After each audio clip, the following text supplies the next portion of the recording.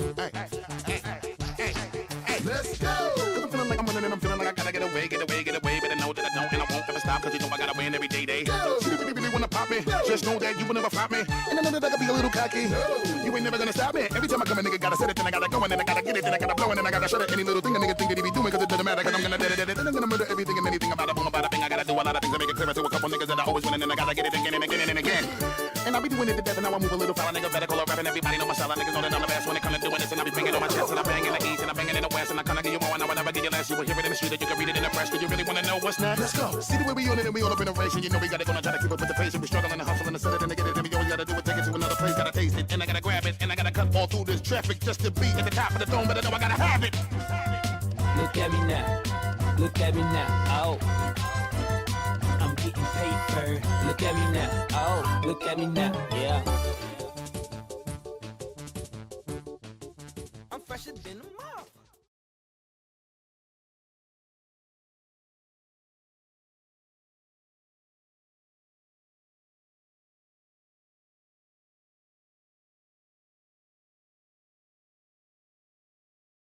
Hell breezy. Let me show you how to keep the dice rolling when you're doing that thing over there, homie. Hey, hey, hey, let's go! Cause I'm feeling like I'm winning and I'm feeling like I gotta get away. But I know that I don't and I won't ever stop. Cause you know I gotta win every day. See, you really wanna pop me. Just know that you will never flop me. And I know that I can be a little Wait, we're live.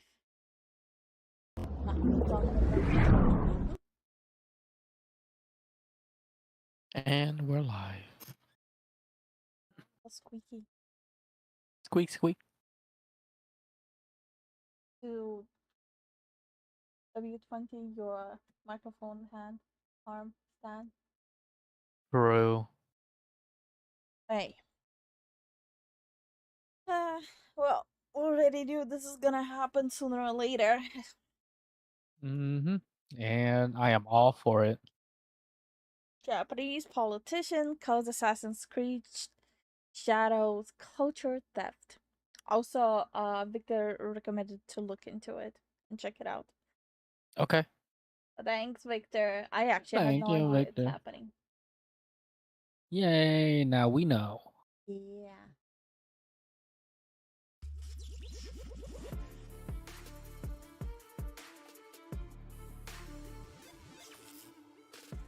Well, it took a little while, but game Oh, it's kind of quiet.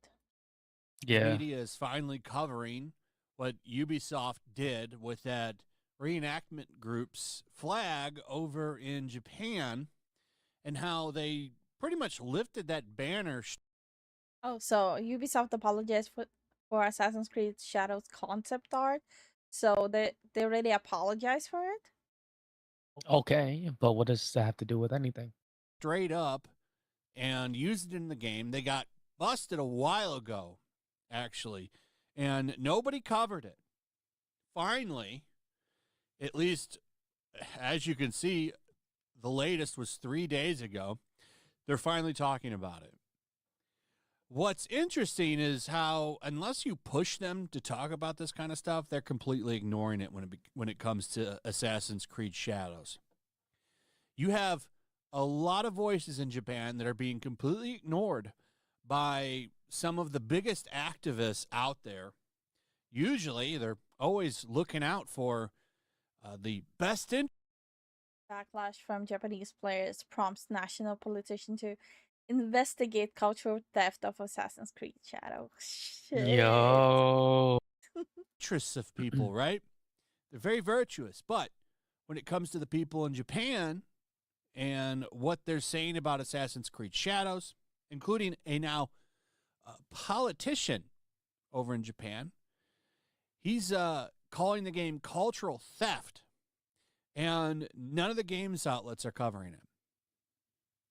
The damage control and shilling that they're doing for this game and ignoring the voices of the people that the game is based on is rather interesting because they're the first ones to come out and call people racist or sexist, and they're completely ignoring the cultural appropriation of Japan with this game.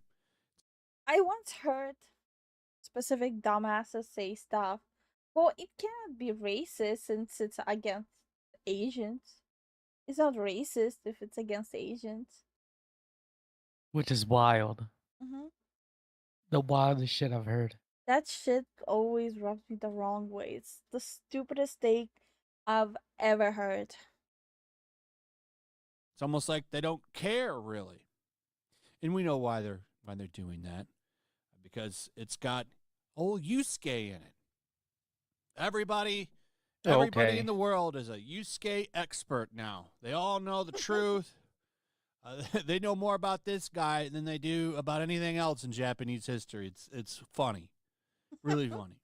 They're all It is Yusuke funny. experts now. It is pretty funny. And you've got these people in Japan very upset. That petition is now, I think, over 80,000 signatures, getting really damn close to Damn. 100,000 signatures.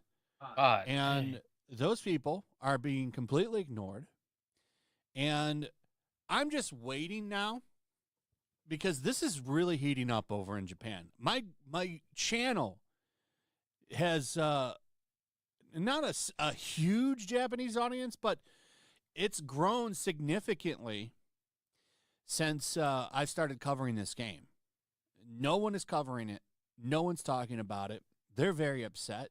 Large YouTubers are talking about it, and it's completely ignored by Western media. They have nothing to say this time. Yep. And I'm just waiting for them to start calling Japan xenophobic and racist. I'm just waiting for it. It's going to happen. It will Because happen. the louder they Like, get, will they're going to have happen. to think. I'm pretty sure it's already happening. Mm-hmm. And everyone's gonna be like, "Oh, but it's Japan. Like, Like they're known to be xenophobic." I'm gonna open Twitter right now and check it out. Okay.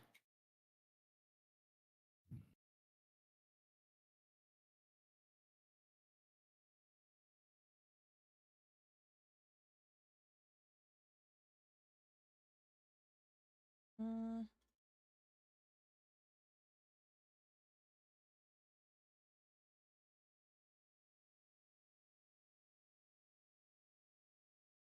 Actually, don't see it. Yeah, because it's a literal country. What are they gonna say? They can't say shit.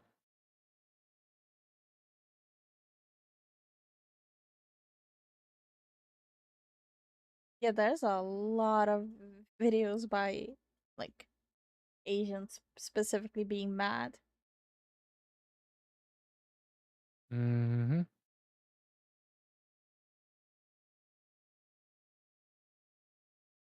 This is crazy.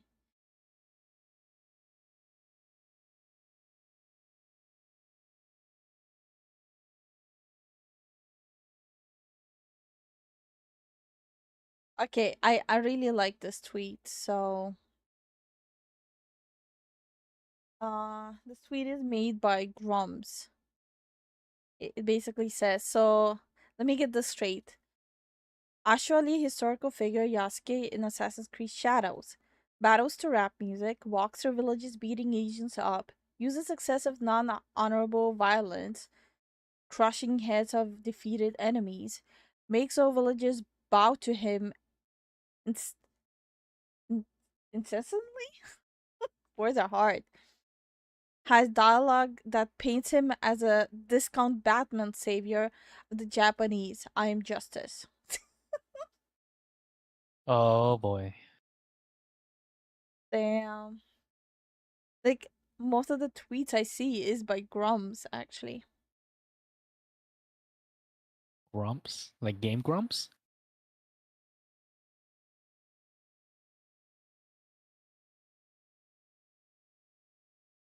That's wild.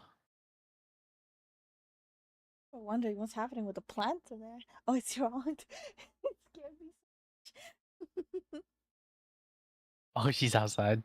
Yeah. I'm like, why is the plant moving? It's alive. Oh no, that's what they do. Plants versus humans. Okay, back to the video. Think of something. So they're going to start calling. They're going to start. I guarantee you, they're going to start calling Japanese gamers problematic and how they need to change. not realizing that once again, now they're pushing their culture on Japan, which they've been doing for a long time.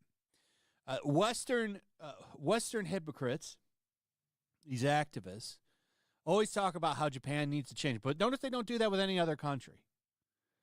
Japan is somehow the worst, considering some of the atrocities that happen in the Middle East. Japan is the worst one, and they need to change right now. Why is he bringing in the Middle East? Because Middle East would not have that shit. They're like, fuck off. No, it just he's mashing all the Middle East all together. I don't know. I honestly don't know. Got to get rid of those problematic Japanese values. For one, they don't like the entertainment that they put out and how popular it's getting.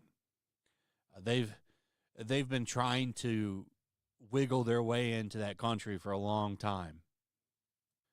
So you've got this politician, Satoshi Hamada. He's a member of the House of Councilors, the upper house of the National Diet in Japan. Oh, shit. One of the two members of the Independent Party to Protect the People from NHK, a party whose platform is built on opposing the government broadcasters' TV, all but mandatory licensing fees, and whose membership has fallen apart on a recent leadership dispute. Hamada has recently joined the ranks of many Japanese nationals who have found themselves outraged over the numerous historical inaccuracies presented in Ubisoft's upcoming game. By the way, I saw a post.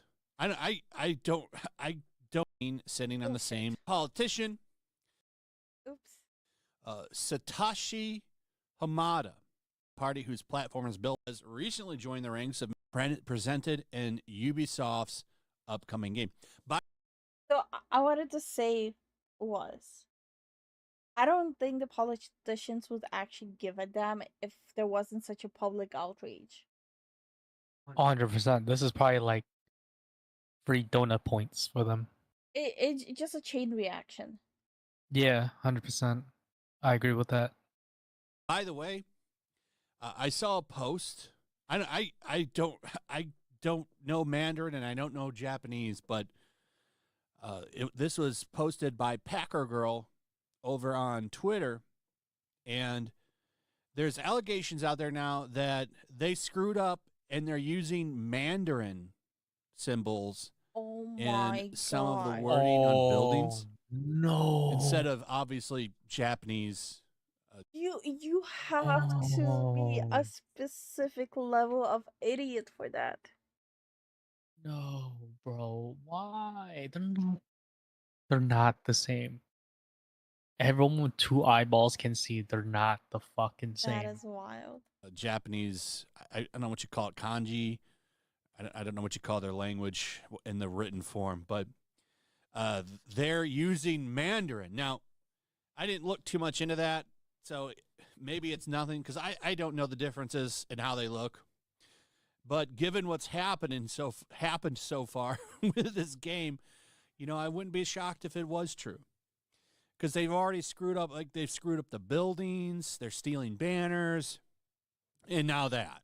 And also they're lying about Yusuke, who was never a samurai. He was a retainer. So on July 11th, Amada retweeted a post from a fellow Japanese ex-user summarizing the various local issues local players have had with Assassin's Creed Shadows presentation, such as how some of its buildings feature Chinese instead of Japanese architecture, or how a lowly servant can be seen sitting on the same level as Oda himself. So this is what I was talking about with the architecture. Chinese. So I remember them mentioning that they have this historical consultant. What the actual fuck?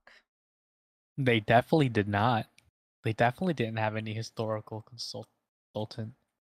Assassin's Creed Shadows.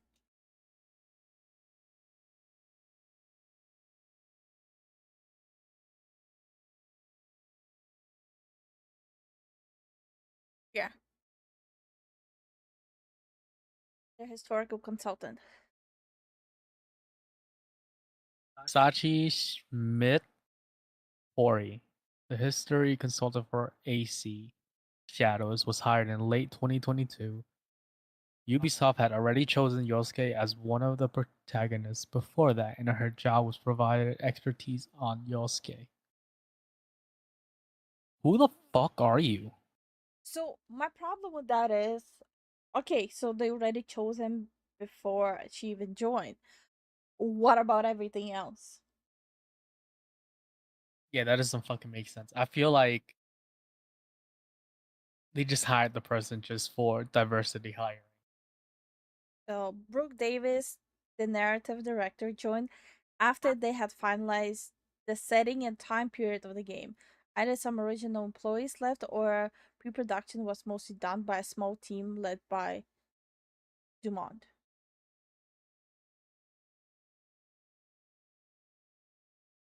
This is just so sloppy and so bad. Yeah. But the history consultant, I I'm sorry, but she literally showed that she doesn't know shit.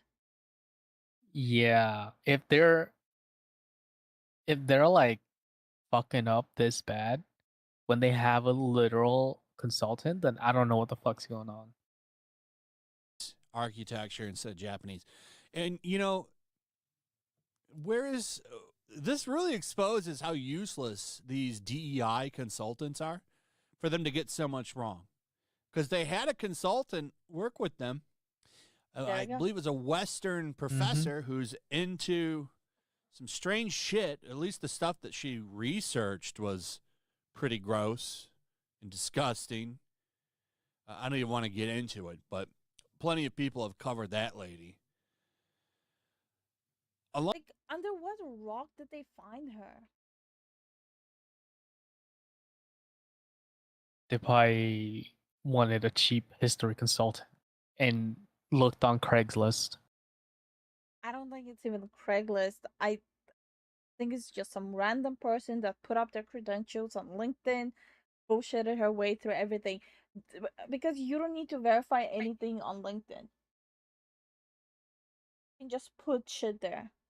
That's crazy. People can literally bullshit their way to get a fucking good position and then Yeah. fuck up hard. Yeah. That's crazy. Alongside this retweet, the politician made a request for opinions to the general public, informing them we have received a consultation regarding the alteration of Japanese history by a French game company. We share the consultation below with images. We have also quoted a post that we believe points out the problem with the game in question. We would be happy to receive your comments and suggestions, including specific requests. Further, Hamada shared a list of related concerns that had already been brought to his attention, which, in addition to the above points, also made note of the possibility that Yusuke's prominence in the game's plot could lead to the misconception that he had a bigger role in Japanese history than he actually did. And yes, they are doing that. His role in this game is not reflective of what he actually did. As in, he didn't Less do than shit. 24 hours, Hamada shared an update. He was there for what, a year, right? Yeah, I think so. That's what apparently is on there. Thank you for your many comments about the new Assassin's Creed series of games set in Japan. In relation to the above, we received a consultation from another person about cultural theft and cultural invasion regarding Yusuke, black man who served Oda. I will share the content of the consultation with you. From here, Hamada proceeded to share 2 tweets worth of images showing feedback he had received from Japanese citizens regarding the game. And there's a whole bunch. In fact, I see comments in Japanese on my videos when I cover this, but I can't translate them in the studio. I think what I want to do is take a lot of these, because my audience has gone up. Like, the people that watch my content from Japan has grown since this game came out, or since the news for this game came out. What I'd like to do is go and translate them and maybe show those in a video, because I think what they have to say is important. And Of course it's important. it's wild. It's very important. It's still wild to me that they're being completely ignored and brushed off, and none of these outlets are giving them any spotlight. In fact, most of these outlets are acting like there's nothing wrong with this game. And if it had been any other country, they'd be jumping up and down, going crazy, throwing things, punching holes in their drywall. Again, his take on this is a little bit invalid. Because when they tried to do the same thing with Egypt, no one wanted to fucking talk about it. That is true. Like, Netflix just pulling that shit. Yeah, that Cleopatra Egypt shit. Nah, bro. You can't let that slide. This guy needs to be a little bit fair. So what is happening is, if a white guy portrays a black guy, that's the problem. If a white guy portrays a Hispanic guy, that's a problem. Because who are the loudest people? Twitter users. Which country has the most and loudest Twitter users? US. Like, US by far. I'm not trying to insult US, but that's what I'm seeing, at least in my feed. From what I've like heard over the years, US Twitter is definitely the loudest, and they're kind of the least intelligent. Like, they're so detached from a reality, and it's really fucking crazy. I mean, it shows with the whole Yamato thing. Oh yeah, you were talking about that. Yeah. Because never forget how they treated Ghost of Tsushima and the developers of that game, who did a much better job compared to these clowns working on this game. And they treated them like shit. They tried to destroy them, discredit them, make them look like fools. And for this game, it's all good. A white woman wrote this game, and they have nothing to say about it. They don't care. But you had a group of white men who developed Ghost of Tsushima, and that was a major problem, but this isn't. You had that game, which was a lot. Ghost of Tsushima was so faithful to like events or like, historical events that happened or something. Like squeaking. Yeah. That they were like, yeah, this is a good game. Not bad. I like it. Everyone loved that game because it was a good game. Okay, you'll have to repeat everything you said since there was so much squeaking I could barely hear you. Oh, I said Ghost of Tsushima was a good game because I don't really know Japanese history that well. But I think the game was about Mongolians invading Japan or something. And I'm sure they did that in the past. Like Mongolia was everywhere. So Yes, they were. So to my knowledge, limited knowledge of history or like potential history, right? I feel like it's a believable game that would happen. I wouldn't say like you playing the main character. Like, I don't know if that character was real or not in history or what he did in the game, but it's believable. Like, it's like, oh yeah, that shit can happen. I'm not gonna say anything about it because I didn't play that game. I didn't look into that game. It didn't seem interesting to me, so I'm not gonna compare them. I get it. Love letter to a genre in Japan, Japanese films, and got a lot of things right, but it was problematic, and they were trying to say the game was racist because of how it treated the Mongols and all kinds of disingenuous bullshit.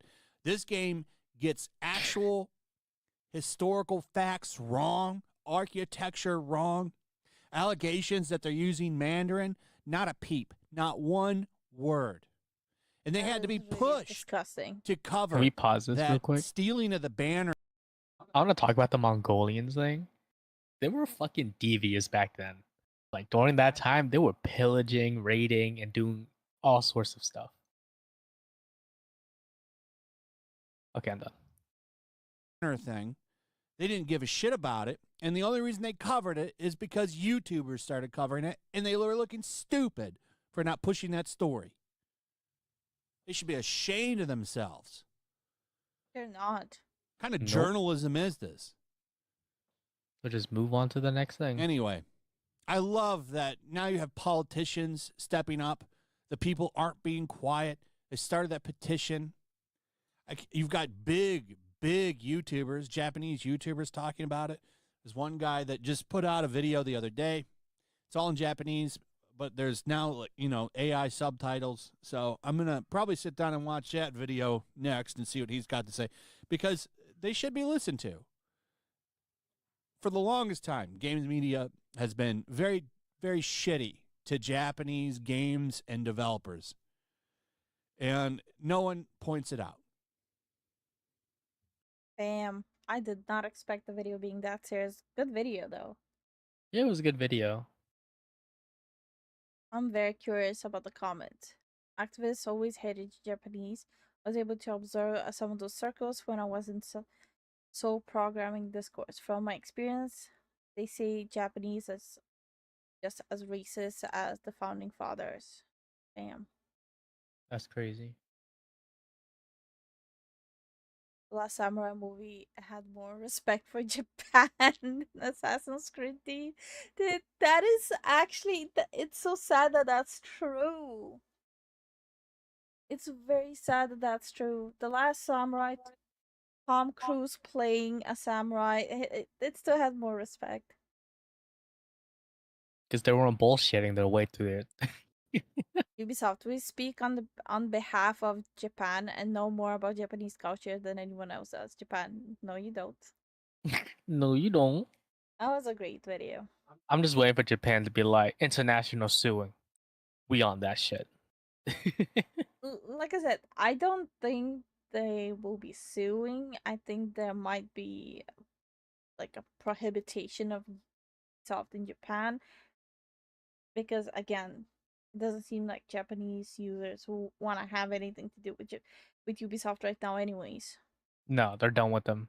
I'm pretty sure Japanese players are very hard to earn trust back.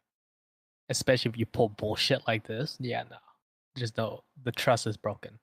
All I can say is the hate Ubisoft is getting right now is absolutely deserved. Agreed. They can't pull back anymore. Okay. Again, it's ref time. It's rev time. Ref needs to stop covering such interesting topics. I think he should continue on. I'm joking. Hey, you're right there. Okay. The stream don't see it, but the recommendation video, we see her right there. Yeah, because it's my channel. Okay. What game producer reaps what he sows? Okay, promising. Hey, what's up guys, Rev here. So I think it's becoming very obvious over time that there's a great number of people in the gaming industry who have an open disdain of gamers. We recently saw this Reddit post where a game designer claims that they hate gamers, and one of the main reasons they cite for this is the fact that gamers seem to be rejecting DEI and other woke initiatives being forced into their games. Now, one of the funniest consequences of these situations— when I scroll down my comments, that's the main thing I see people talking about. Oh no. is seeing these people in the industry pushing DEI and other woke nonsense just to have that stuff backfire on them. And that's exactly what we're going to see today, a person in the industry reaping what they have sown. So we're going to begin with Dungeons & Dragons, which is obviously a franchise that has been enjoyed by countless people for decades now. However, at this point with Dungeons & Dragons, with all the shit that's been happening, it's like, stop, it's already dead. I don't get how they fuck up that hard. Like, all they do is literally release games and just be like, oh, build whatever the fuck you want. We'll just make the story. Because that's the main topic for all the big companies now. Let's see how much we can fuck up. It just doesn't make sense. Over the past couple of years, a lot of people have been growing very concerned about the direction of this game because its developer, Wizards of the Coast, and the decisions they have been making. For really lack of any other term, they've been going woke, and a lot of people have noticed, and it's really crippled some of the lore in the game. In fact, this is a real decision by their development team from only about 2 years ago. Dungeons and Dragons, Wizards of the Coast removes problematic lore. What? You can't just remove lore. D&D has problematic lore? Since when? I don't remember that shit. D&D has lore? I thought it was just random ass campaigns into like No. shit. I Where don't they know much about D&D removed then. some monsters like this because they believed it was problematic. Now, why is it problematic? Well, they claimed that these monsters too closely resembled real life minorities. I Yo. can't. I can't. No I just fucking way. This is just beyond stupid. I can't. On my head. These are the progressive people. Now, that sentiment is something that their team has openly shared, that they will cater to the delicate sensibilities of a small number of their players, despite the majority of players disagreeing with those decisions. They don't care about the majority of their fan base. They care about the loud minority of people who are complaining the most. And that is not just a bad decision as a game designer. It is a bad decision whenever you're dealing with customers. You listen to the majority, not the minority of people. However, a lot of these bad decisions can be traced back to people like Kyle Brink, who is a former executive producer at Wizards of the Coast. And as you can see, their account is currently private. Now, this person is famous for this quote right here stating this. There's been mistakes made in years past where people assumed that Dungeons & Dragons players were all, white dudes in a basement, which has been a faulty assumption for a lot of years and gets more and more false every day. And so in my viewpoint, honestly, guys like me can't leave soon enough for this hobby. So basically, their wish is to push out white males from Dungeons & Dragons, which is absolutely crazy. As always, pay attention to these people being featured in videos like this. They almost always are racist towards white people and /or are self-hating white people. It is a very recognizable pattern. I did notice that. And I talked about it before. I talked about it with you. I talked about it with our friends. It's like, if you're white and you're a guy, you're fucked. Yeah, it's very bad in today's landscape. It's really sad and very disturbing how white males are getting targeted. Like, this is systematic racism in a way. At this It's crazy. But his whole thing is that he wants to see white males pushed out of Dungeons and Dragons. Well, congratulations. You got exactly what you wish for. You're fired. Yes, this person has been fired and replaced with a new executive producer at Dungeons and Dragons. I'm sorry. I just have to say that even their faces. How you know what I'm about to do this? Yeah. It's losing money time, baby. And here she is, and again, you want to get rid of white males in the space? Well, you've been replaced by a female. Now, is she going to be a benefit to the franchise?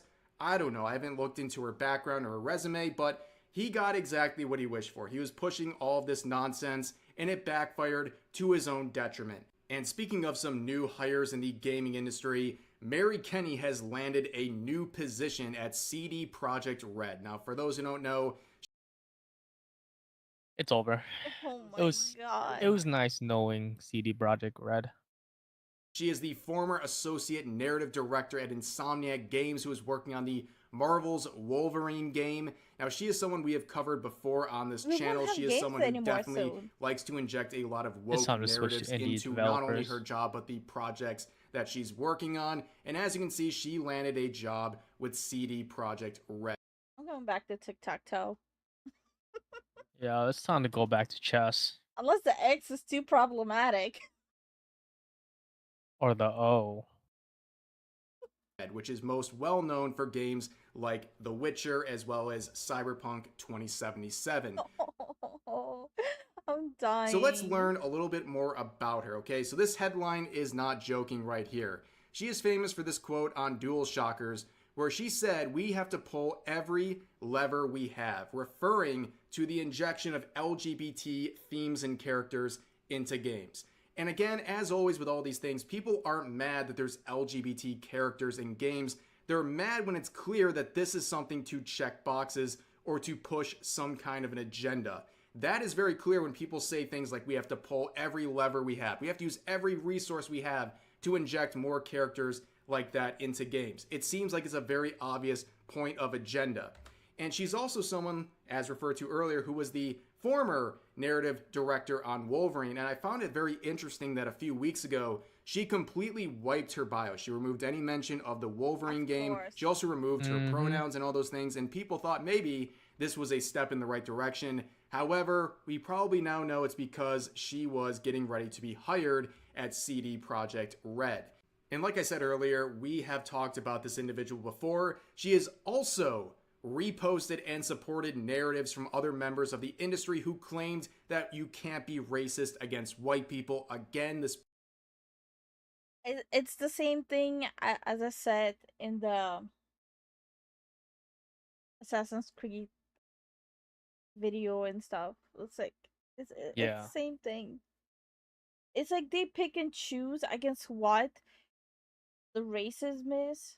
If it's not inside their specific mind and box, it doesn't exist. Yeah, it just doesn't fucking make sense. Pattern unfolding once again with a member of the industry who is woke. But on top of that, she is the narrative director, or the former one, for the Wolverine game. And besides just the previews of the storytelling that already have people concerned, the designs of these characters have people even more concerned. Because, as you can see here, Jean Grey is not looking too good. And no, this is not some botch in Photoshop or something. This is the actual design. There is no excuse for this in the year 2024. To make a character look like this, it has to be intentional. So who's making this? Why would they make a design look like this? Well, things become a lot more clear when you realize that Insomniac Games, as well as the Wolverine game, hired the consulting advice of Sweet Baby. And despite the fact that Sweet Baby is private, screenshots like this still exist from 2021 where they announced that they're working with Insomniac Games on the Wolverine title. And on top of that, Mary Kenny has made it very, very clear that she supports Sweet Baby as well as other narrative consulting firms like them. She, in fact, made a 12-part thread on Twitter defending Sweet Baby and her actions. And as always, Sweet Baby is in the shadows, still private. They've been private for pretty much a year at this point, and it's odd because for a company that claims to be so proud of their work, they sure do like to hide their involvement with their projects. They're sitting in the shadows, making sure nobody knows what they're working on. Don't you see the problem there? Don't these game journalists and members of the industry see the issue there? It's very... What's the point of them even having social media? Yeah, they might as well just shut it down. blatant, but they don't see the red flags. And to add insult to injury, it was recently discovered that IMDb accidentally leaked all of the I don't know why, but I don't think it's accidental. No, they were definitely like, yo, pull the fucking gun. upcoming We out games here, gun is for blazing. Sweet Baby Inc. That is very embarrassing. Who needs DEI detected or anything like that when they just do it themselves and other members of the industry do it themselves? But of course, people want to know what Sweet Baby's involved with because pretty much everything they touch ends up being a massive flop and often has to do with the terrible decision making that comes from the consulting advice of Sweet Baby. And of course, like I said, Mary Kenny would announce that she is a part of CD Projekt Red, and for a lot of people, that is a R.I.P. Cyberpunk and Witcher. RIP, my guys. I really, really, really hope no more DLCs for Cyberpunk and no more new Witcher games just because that's the direction they're going. And I don't want to see such good franchises die. They might as well just pull the plug on the whole studio. No, I genuinely, I rather nothing new is being released up until they get rid of those people rather than it going down the path of just garbage. And no return. very concerning development for that studio. And despite all this, no matter how much evidence continues to mount that these agendas are being supported and pushed in the gaming industry, you'll have people like this claiming it's all a ruse. It's all in your imagination. You're crazy for thinking if you're angry at the game industry for being too woke, I think you're a dummy. If then fall for the right wing grift and allow someone to profit off your anger, the grifter thinks you're a dummy too. Don't be a dummy. I don't even know what the fuck a right winger is.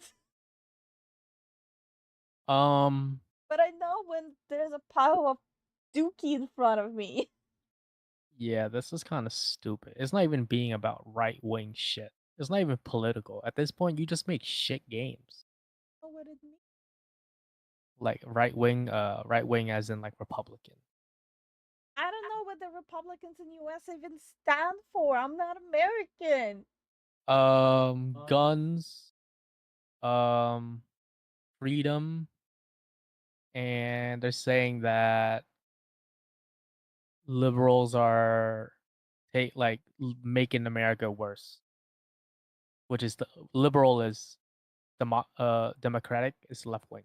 Aren't those sides saying you make it worse? No, you make it worse. No, you make it worse. That's why I don't give a shit. I'm not American. I don't give a shit. I just want stuff to be left alone.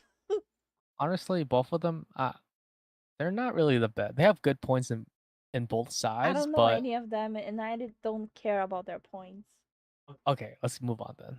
Thinking these things, and you can see this quote right here saying, "If you're angry at the games industry for being too woke, I think you're a dummy. And if you fall for the right-wing grift and allow someone to profit off your anger, the grifter thinks you're a dummy too. Don't be a dummy." That is the new excuse for anything that happens. If someone uncovers something going on with DEI or what have you in the industry, they're immediately the defense is, well, they're just a grifter. What they're saying doesn't matter, they're a grifter. They just use this as a defense against anything that disrupts their narrative or exposes what's going on in the gaming industry, and it's very obvious how insecure they are about all this stuff. And on top of that, you can see Melanie Mac quoting them saying, "You've got to be outright delusional or born yesterday if you can't see the blatantly obvious hijacking of video games by woke ideology and activists." Where this individual would reply with this saying, "I wish I was born yesterday because I'd be a little baby that couldn't use Twitter and I wouldn't know that hateful, low IQ, waste of life shit stains like you exist." Wow. Ah, yes. Yo, A you know what's very crazy? mature Look, first of all, Melanie Mac, I don't fuck with that shit, so I'm not even touching that. But all of this is just so messy. This thing is just like stupid. response to this. The second you question any of their narratives, they end up lashing out like this with name calling and things like that. It's very childish. But overall, yeah, things aren't looking too great. More Also concerning tiresome, developments in the true. realm of That the gaming meme, industry. But at least we saw an guy's example face is of a one of mood. these people reaping what they have sown and losing their job in the pursuit of the DEI initiatives that they've been pushing themselves for quite some time. But for now, that's going to do it for this video. I hope you guys all enjoyed. As always, feel free to share your thoughts about today's topics in the comment section down below. And I'll see you guys next time. Good video. Also, Mhm. cannot wait for more comments flooding me about the DUI. Also, I'm not complaining. I actually love reading them. The DEI. Yeah. Maybe I'm gonna make a video just reading those comments because I don't know. I feel like the people we get that watch our videos and the people who comment on the videos, they are actually smart people. Yeah. Like it's actually always such joy reading them. Alright, I'm done with this. This is just so stupid. Like yeah, fuck this. I'm over it. Goodbye. I'm I'm done with this shit. Yeah. That's enough Yep. bullshit. Hi Jose. What's up, Jose? How you doing?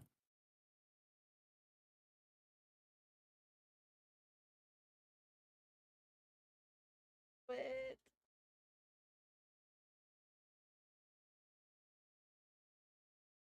I need to change everything. Incorrect. I am, in fact, a major idiot.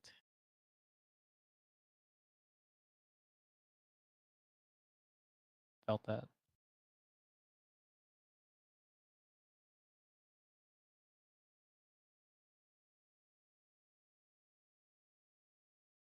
Don't forget to study. I know. I'm just finishing this up. I'm just popping up my chat. Bloop bloop bloop bloop bloop bloop.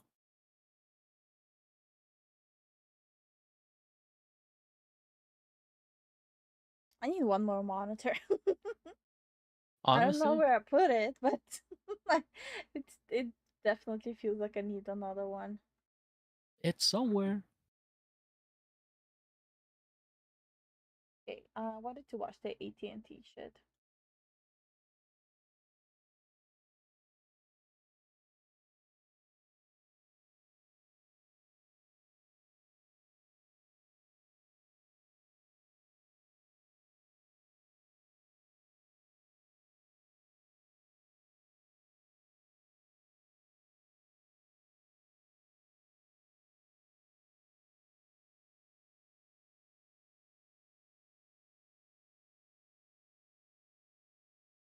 Hello, guys and gals, me Mudahar, and do you always pay an me. internet company money to watch a video like this? Probably.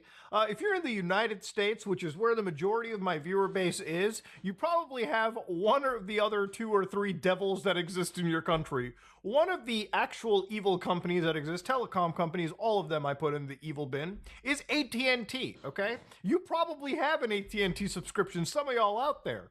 Now, depending on where you live, you might have a choice of who diddles you internet bill-wise, but in some places, AT&T's all you got. So today... Wait, which one do we have? Verizon. Our phone, it's connected to T-Mobile. No, I'm talking about home internet, Verizon. Yeah, I Verizon. want to just read something to you. AT&T disclosed that a new data breach exposed phone call and text message records for roughly 110 million people. Nearly all of its customers. No, not some, not 5%, nearly all, okay? Yeah, meaning if you're an AT&T customer, there might be a chance that your information's just floating out there. Now, this is some pretty big information, so I wanted to exactly unpack how this happened, because like all things in the world of cybersecurity, it is incredibly complicated. And who do you point fingers at? Who do you blame? Well, that's what we're trying to figure out today. So based on this Form 8K from the US Security and Exchange Commissions, if you're a nerd like me, you probably read this for companies you're interested in. Anyways, AT&T filed this, again, the date of this was May 6th, 2024, okay? This is the earliest event reported. One of the things that they had actually put down into this story is item 1.05, cybersecurity incidents. So on April 19, 2024, all right, very recent, AT&T learned that a threat actor claimed to have unlawfully accessed and copied AT&T call logs. AT&T immediately activated its incident response process, the nerds, the John Wick of nerds, to investigate and retained basically experts, externally to help. So under their investigation, AT&T believes the threat actors unlawfully accessed an AT&T workspace in a third-party cloud platform between the dates of April 14th and April 25th, 2024. So they exfiltrated files that contained the AT&T records of customer call and text interactions that had occurred between May 1st to October 31st, 2022, as well as January 2nd, 2023. For what? So the data, as they say, does not contain the contents of calls or text, personal information such as social security numbers, date of births, or other personally identifiable information. Based on their analysis, they said that all this data includes is records of, calls that occurred during periods of times, records of calls and texts of nearly all of AT&T's wireless customers and the people who are in their mobile virtual network operators, anybody that's using their specific wireless network. The records identify the telephone numbers with which an AT&T or MVNO wireless number interacted during this period. Yeah, just realized including telephone numbers of AT&T's wireline customers and the customers of other carriers, counts of those interactions, and aggregate call duration for a day or month. Now, you might be wondering, well, Muda, okay, if this doesn't include customer names, what is so scary about this? The point of it is, okay, this kind of information, these call logs, help build a pattern of what people are doing. If they're calling specific numbers, how long they're calling for. A lot of this information is aggregated and it's used ultimately by scammers to find clever ways to attack any certain target out there. Now, AT&T's only breach wasn't this. Unfortunately, if you've been following anything related to AT&T, literally just this year as well, on one of these large hacking forums, right, AT&T had a 70 million line breach where apparently one of their division databases was hacked by a group known as the Shiny Hunters. So effectively, what had happened was all these lines were leaked out, lines that could have contained really sensitive information. And how do we know this stuff was real? Well, according to a lot of people who are in the game that have actually earned the respect of the industry, one of them is VX Underground, great friend of the channel, said that 70 million records, unspecified division were leaked. No information is available to indicate whether it is a third-party compromise or which division this came from. Regardless, upon review, we can confirm the stolen data is legitimate, okay? So this data was all the way back from 2021, but it's recent enough to be used by a bunch of scammers. Now, the thing is, when you have multiple different breaches, it's always going to be a situation where you grab one set, another breach set, and always amalgamate that information to identify, who's who.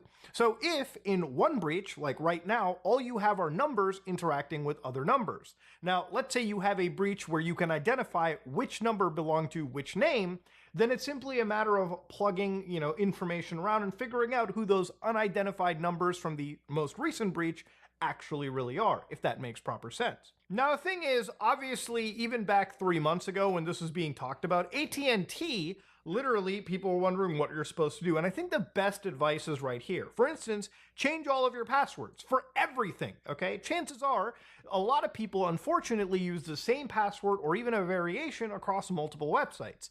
So if your password was hacked from AT&T and you're using it on Google, well, congratulations. Your Google account is also compromised. So again, moral of the story, use a password manager, unique passwords for every site. Then if one site gets hacked, because oftentimes they do, then you never have to really stress about your actual password being leaked.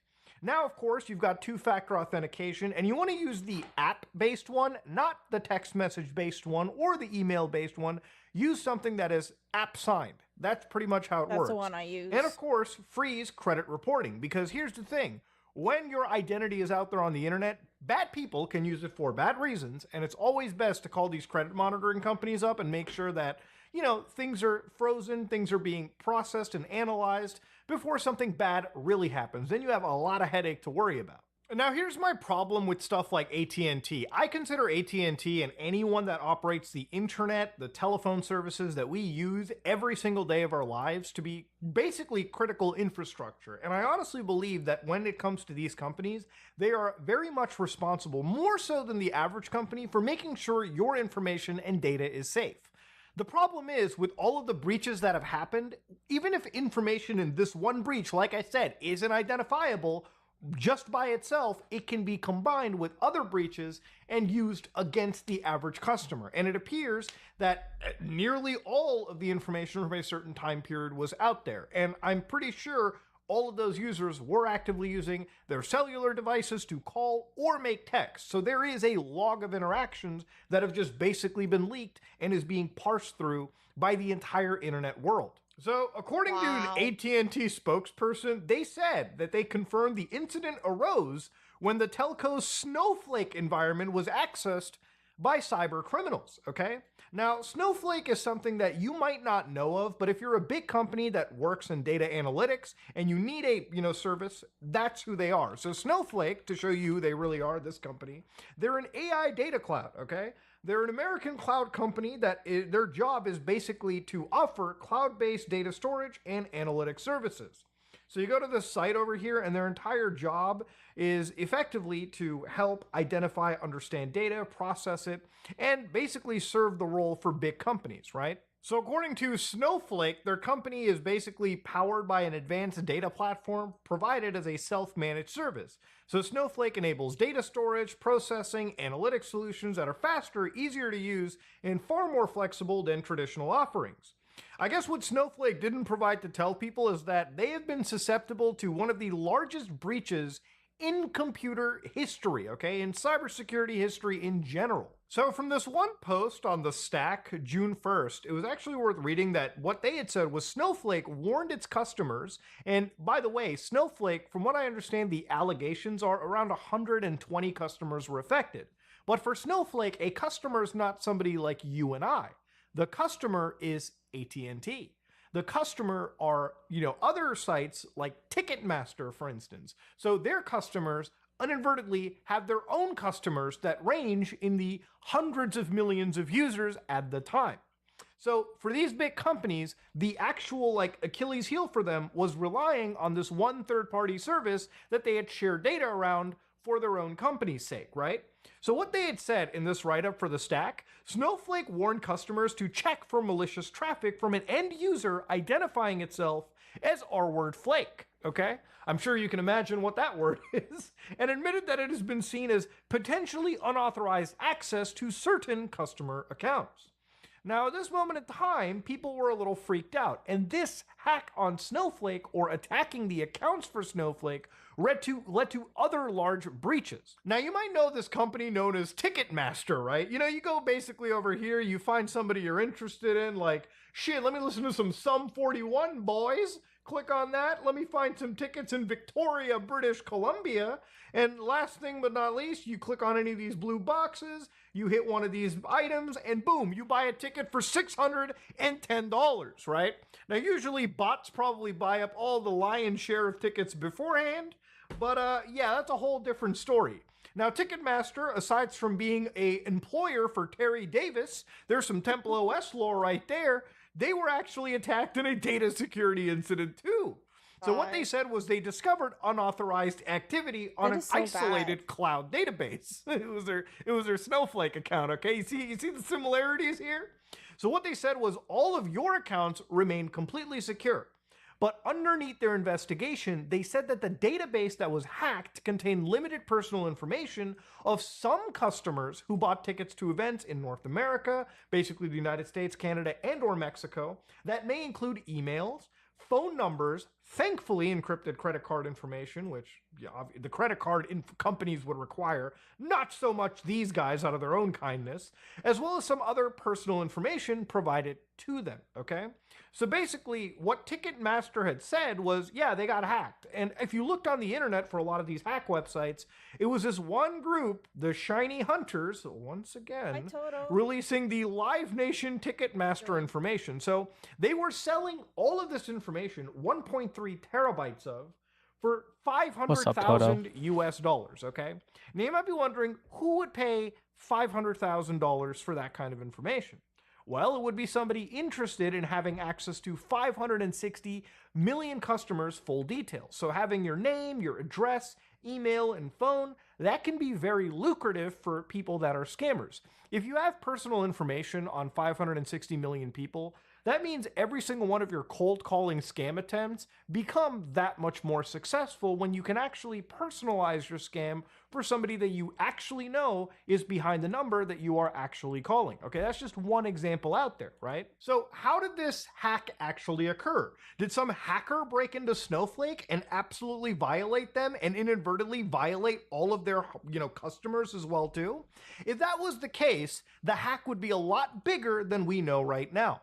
So to give you an idea, Google actually wrote up a pretty good write-up about this, titling it UNC 5537, okay, which is basically, a set of activity that targets Snowflake customer instances. So to give an idea, what they described was basically Mandiant, a company, had received threat intelligence on database records that were subsequently determined to have originated from a victim's Snowflake instance. So Mandiant notified the victim, who then engaged Mandiant to investigate the data theft. So to give an idea right now, what they actually said over here too, was the threat actor used stolen credentials they got via InfoStealer malware to access customers' instances and ultimately exfiltrate the valuable data. And at the time of the compromise, the account did not have multi-factor authentication enabled, which means I'm actually shocked that Snowflake didn't mandate it for companies as large as Ticketmaster and fucking AT&T. And also, why the fuck would AT&T and Ticketmaster not think, oh shit, we have a lot of valuable data here for a lot of valuable people that are our customers. Maybe I should employ the most basic security practice imaginable. Nope, didn't do it at all. So when looking into this situation, you can see that this diagram, which I'll help explain how it works. Basically, using InfoStealer malware, and I'll show you exactly what kind of InfoStealer malware that could have been used. For instance, one could have been this Asuka Stealer malware. Now, this is not the confirmed version or the confirmed malware. This is just an example. To give you an idea, companies sell this for $80 a month, okay? Basically, these are InfoStealer malwares whose functions are to collect browser data, Discord tokens, FileZilla sessions, Telegram sessions. So even when it comes to your web browser, you got cookies, passwords, account sync, extensions for various different browsers and engines out there. You've also got, more things over here. It's a convenience stealer for users. Each user has the right to decide what they need. So they have convenient configurations. Literally, they've got proper tech support for everything over here. And what's interesting is if you look carefully, they'll tell you that our stealer does not work in the CIS. We are strictly against work in the CIS. So what is the CIS? Just for quick understanding, the CIS is, I believe, Russian territories. It's like a commonwealth of their states. So Russia, I believe any state in that area. Again, it's a whole situation of don't shit where you eat. These guys are basically protected by the protection of the Russian government, basically being a nation state, group at this point. These guys, effectively, as long as they don't shit on their host country, they can basically do whatever they want and make a significant amount of cash. Now, again, this kind of InfoStealer malware was effectively used against a customer of Snowflake. And that customer can be the person that is ultimately, the people leading your data, right? Like people deep in AT&T, the people, the higher ups that have that kind of access with Snowflake. So once that information was stolen by InfoStealer malware, what happened was those credentials, so for instance, the AT&T guys, they got hacked. Their, credentials were stolen. And then utilizing, again, those stolen credentials, they were able to log in to Snowflake, services. So once they got access to the customer instance, which in this case is that AT&T info that contained that level of information, they were doing what is known as database and external storage recon. So when somebody logs into a service like this, they will ultimately leave a log behind. So at this moment, you got to be really careful, okay? You can't be logging in and out hundreds of times a day. Snowflake would jump in and just say, hey, listen, assholes, you guys are fucking hacked, okay? So it's time to reset passwords, enable 2FA, make sure you're safe. So they were very carefully pretending to be somebody from these companies, figuring out what data was what, accessing exactly in the smart, most, safe ways. And once they figured out exactly what they wanted, they had basically exfiltrated that information. And once the information is exfiltrated, it's packaged up and it's distributed. And that's where we're at now when AT&T is saying, yep, nearly all information is basically out there, okay? So realistically, you have to sit down and wonder, who is to blame in this situation, Muda? Is it AT&T? Is it this Snowflake company? Or is it most likely the person who decided not to have proper security, settings in place, like two-factor authentication on their big data processing instance? Okay, that person should probably have the finger pointed at them. And the other thing is how they even launched the InfoStealer malware to begin with. Why things like this weren't whitelisted, certain IP, certain access points. These are all questions, good questions people can ask. But ultimately, everyone's playing a game of Captain Hindsight once a hack has happened, because now we're just sitting here basically resetting our passwords, making sure we're more secure. Again, all of the hours and the time and money wasted ultimately trickle down to the average person who is their customer. AT&T should have done a lot more to protect themselves, and even if a contractor they hired was ultimately, responsible for being hacked, or one of their services was hacked and they didn't put in their due diligence, all the blame lies with AT&T, lies with Ticketmaster, lies with all of these companies. This is by far one of the largest data breaches that has ever happened. And it's just part of an even larger data breach that consistently keeps growing as the days pass. The only credence to a lot of this is as more banks and services get hacked, as more and more fights keep brewing out between the FBI, these hacking groups that are distributing all these, breaches around, And, eventually, at some point, it's going to have to be reworked and it's going to have to be investigated even more deeply than it already is. But yeah, AT&T says nearly all the information is out there, but hopefully today you learned exactly how that happened.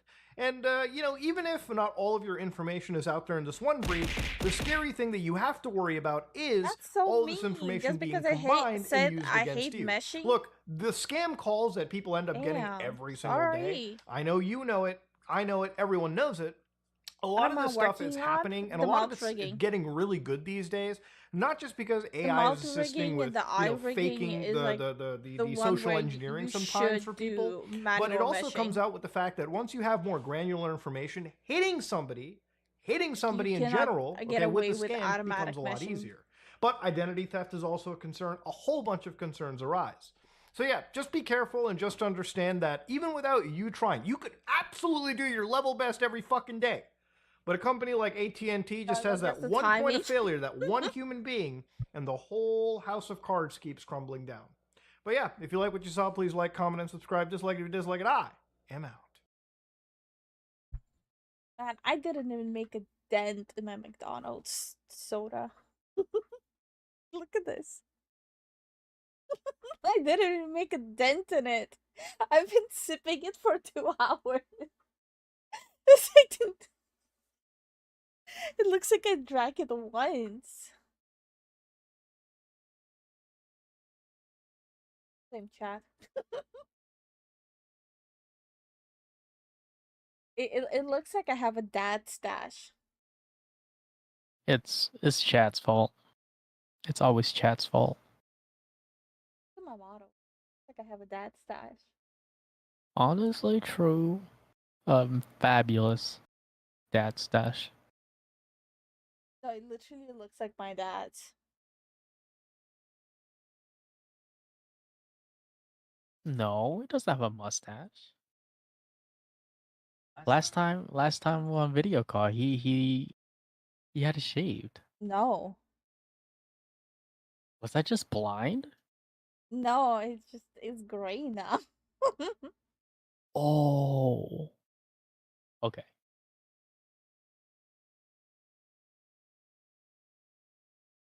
Calling on my dad like that, imagine. I'm telling.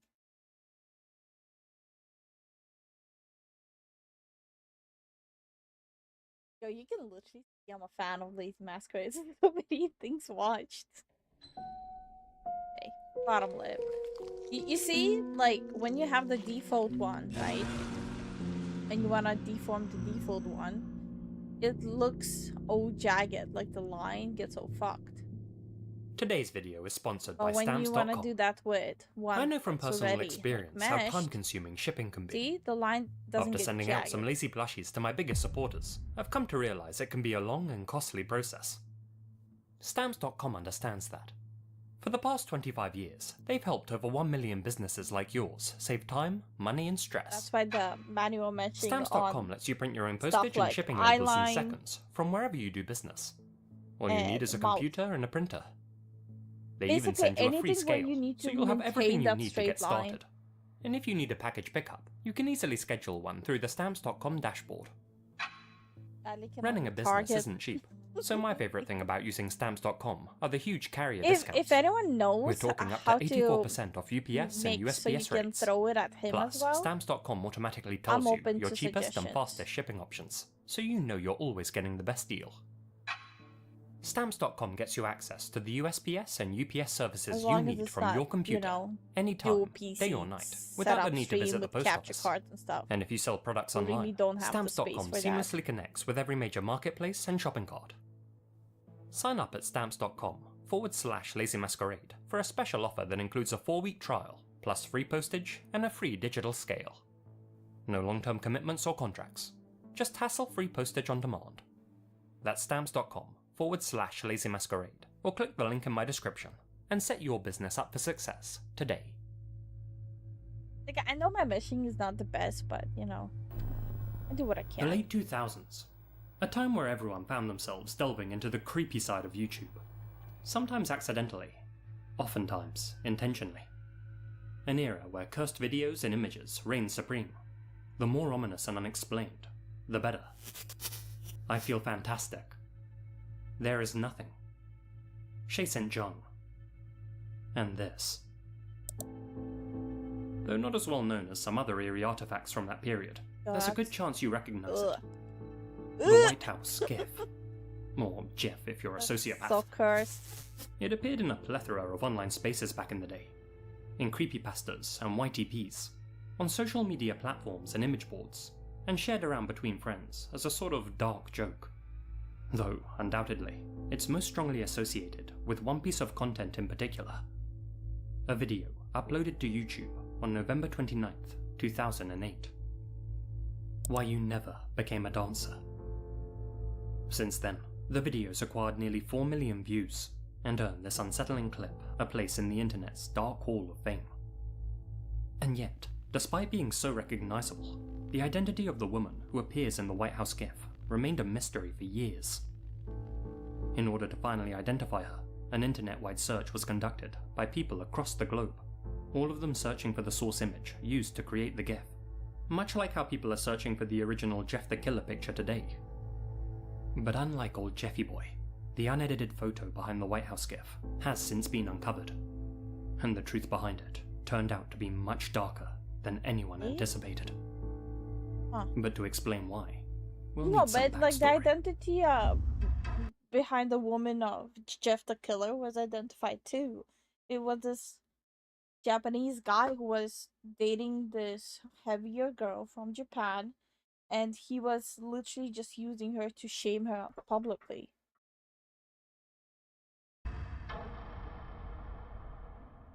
At least that's what I heard last. Some of you may be familiar with the name Tracey Emin. She's an acclaimed British artist, famous for the confessional nature of her work. In 1995, when her career was still in its infancy, she released a 6-minute short film titled Why I Never Became a Dancer. It's a simple piece, featuring various shots of Margate, the seaside town where Emin grew up.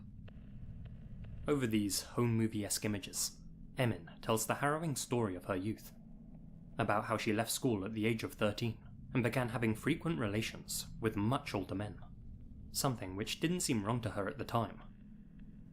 As she aged though, she came to understand the horrors of what had actually happened to her, and eventually found solace through the medium of dance, something which she was naturally talented at. The film ends with Emin telling the story of the local dance finals which she participated in, a competition which she saw as her ticket out of Margate, a chance for her to move to a prestigious academy in London and jumpstart her career. She explains how her routine was going well, that is, until it was interrupted by a group of older men in the crowd, men with whom she had had relations in the past.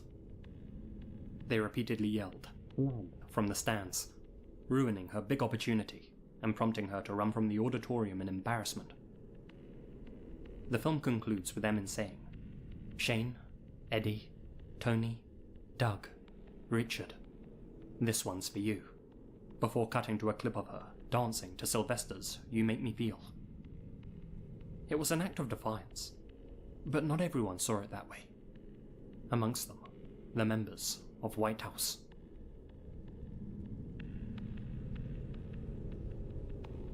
Also hailing from England, White House were a power electronics band who worked within the genre of noise music, and were well known for their intense, some might say unscrupulous, lyrics, as well as their heavily distorted sound.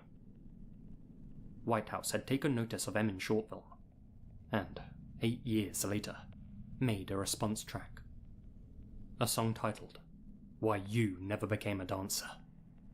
No. The song aggressively accuses Emin of making up the entire story she told in her short film, saying that she lied about her past hurt for personal gain.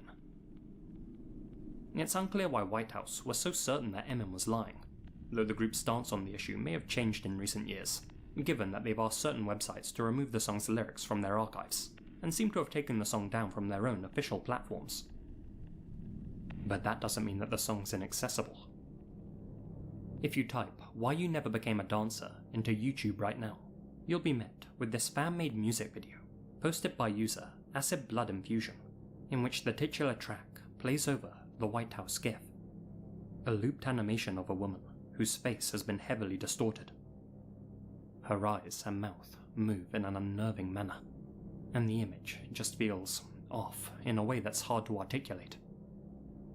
Some say that the face reminds them of a sleep paralysis demon, or an eldritch ghost that haunts the internet, though a minority actually seem to find it quite comical. Whatever your opinion, you have to agree that this visual just seems totally out of place here.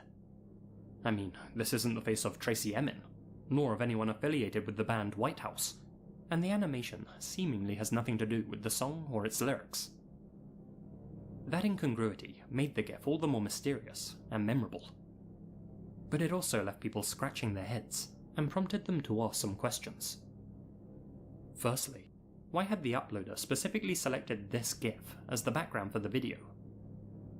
Secondly, and more importantly, where was the source image used to create it?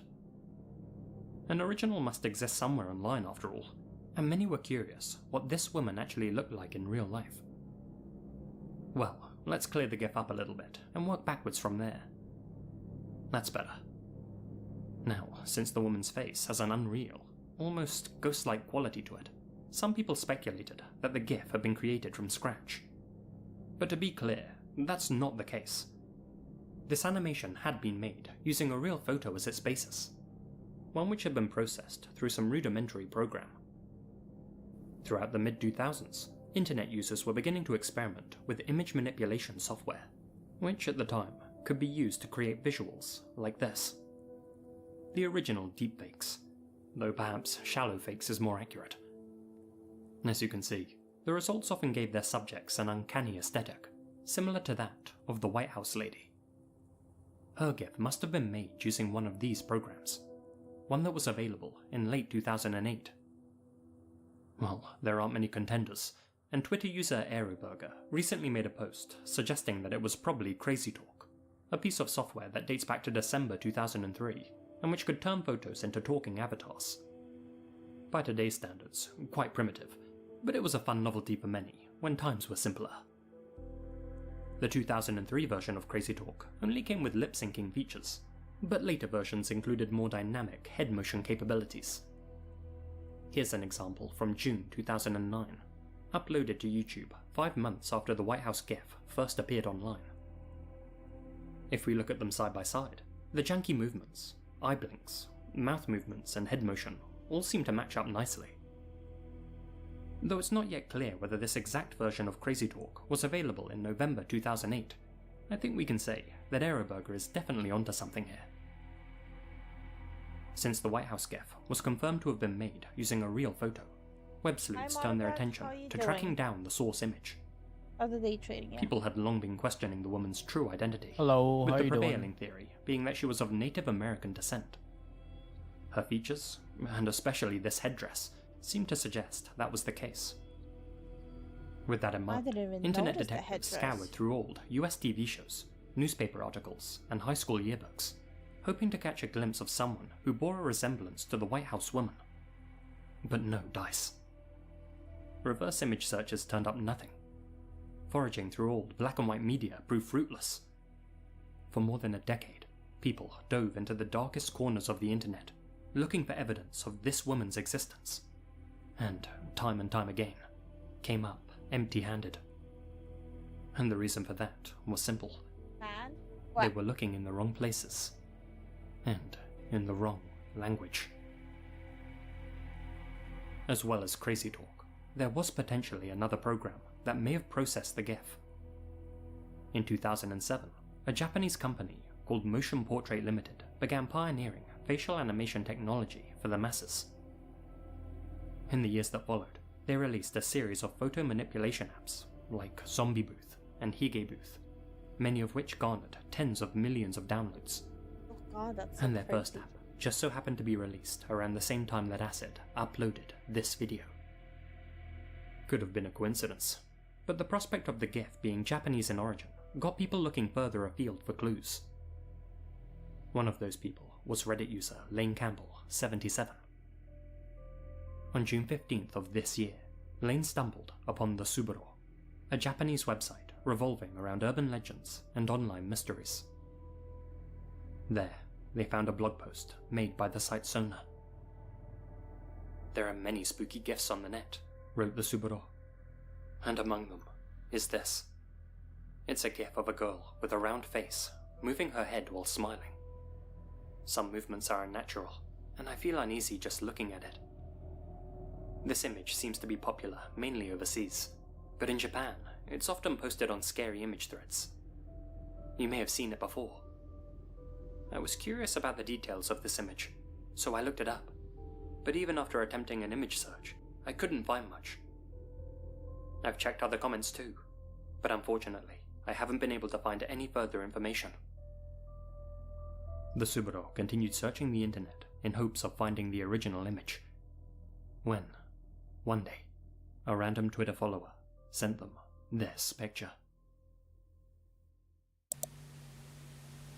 A grainy photo of a smiling girl. This is unquestionably the White House GIF's unedited source image. As Suburo points out, all of the elements line up perfectly. What some viewers initially thought was a headdress was actually part of the background that wasn't keyed out. So now that we have the original photo, it seems natural to ask, who exactly is this woman? Well, we actually have an answer for that too. Though unfortunately, it's not a question of who she is, but rather, who she was. Oh no. "I found the full pic," wrote Lane. "The photo's from a book about the Japanese serial killer Kiyoshi Okubo. The girl's name is Reiko Takemura, and she was one of the 8 victims of his crimes. Why would She was you 21. disrespect a victim like that? It's still a mystery what book this was taken from.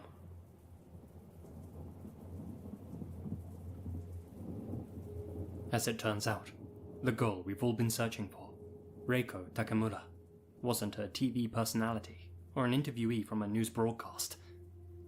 She was a murder victim, and the photo used to make this GIF had been taken from a report on her slaying. Though not the first to link Reiko to the White House GIF, Lane Campbell's post has brought this revelation to the wider internet's attention. Lane's post continued. "With this new image, it opened up a lot of new pathways for research. I came across a video about the incident. And once again, watching through it, we can come across another sighting. It flashes at timestamp 10:51. This version of the image, taken from an old Japanese TV spot, is much cleaner than any other we've found to date, and is currently the first known appearance of the photo in the media. This TV segment tells the story of Kiyoshi Okubo, one of Japan's most notorious deviants, and the man responsible for ending Reiko's life. Born in 1935, Kiyoshi showed signs of being unhinged from a very early age.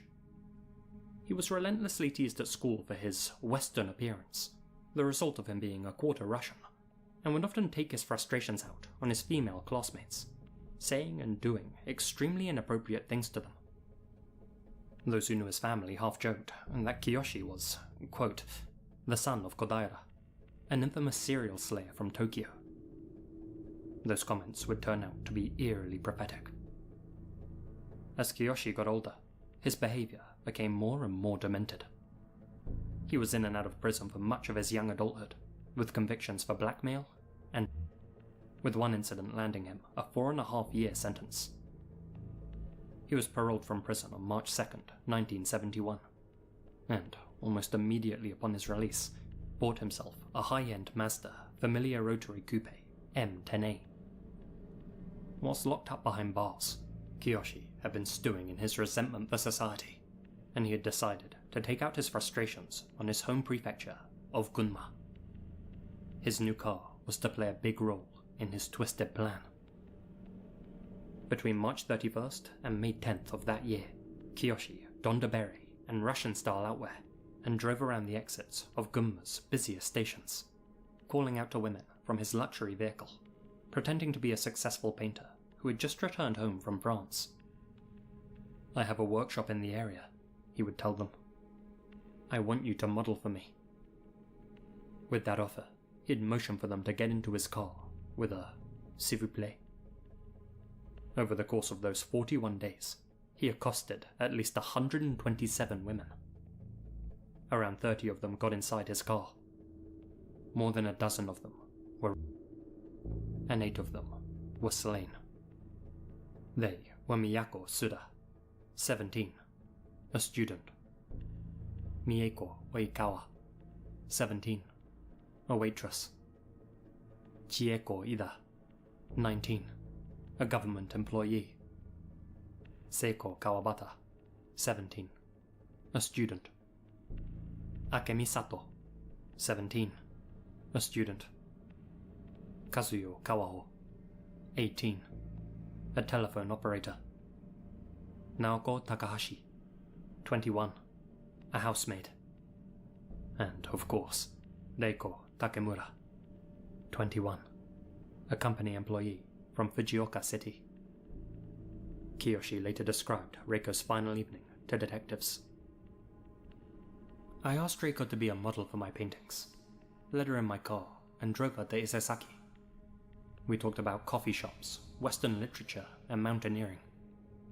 The conversation was lively, and I thought that she had come to like me. So we left the cafe and took a drive.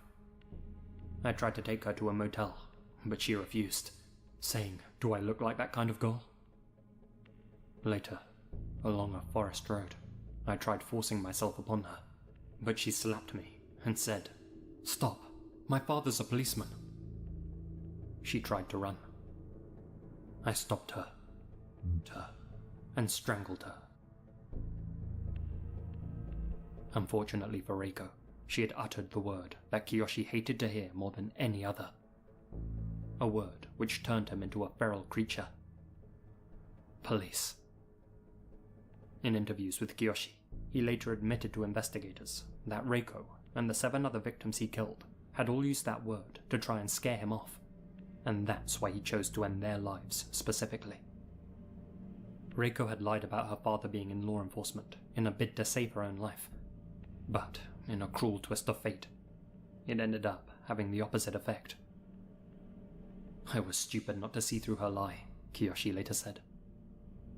When asked why the word made him snap, he replied, "I hate women, and I hate the police. I hate women because they've framed me in the past. I hate the police because they always listen to the plaintiff and never listen to my explanation. I was betrayed by women, betrayed by society, and pushed into the depths of despair. So I gave up my human blood and decided to become a cold-blooded animal." In the end, Kiyoshi was brought to justice thanks to the efforts of Reiko's own brother, Mitsuo. After his sister disappeared, Mitsuo stayed up all night searching for her. In the early hours, he came upon Reiko's bike by the gates of a credit union.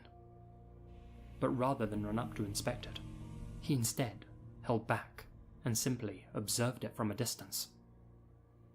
After waiting for some time, he saw a stranger approach the bicycle. It was Kiyoshi Okubo. He had returned to wipe down the bike and remove any fingerprints he may have left behind.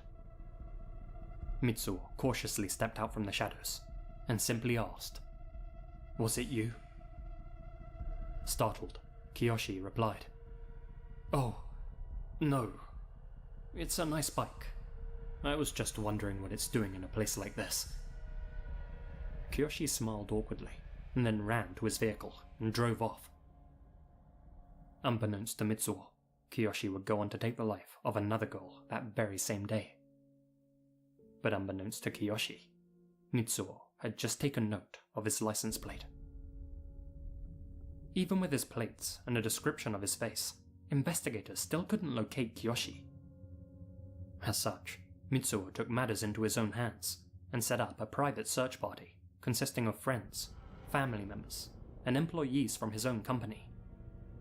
He vowed to not eat again until he found the culprit behind his sister's disappearance. On May 14th, members of his search party finally located Kiyoshi. He was driving his car through Gunma. At the time, a female high school student was sat in the passenger's seat. A lucky escape for her. The search party held Kiyoshi until the authorities arrived.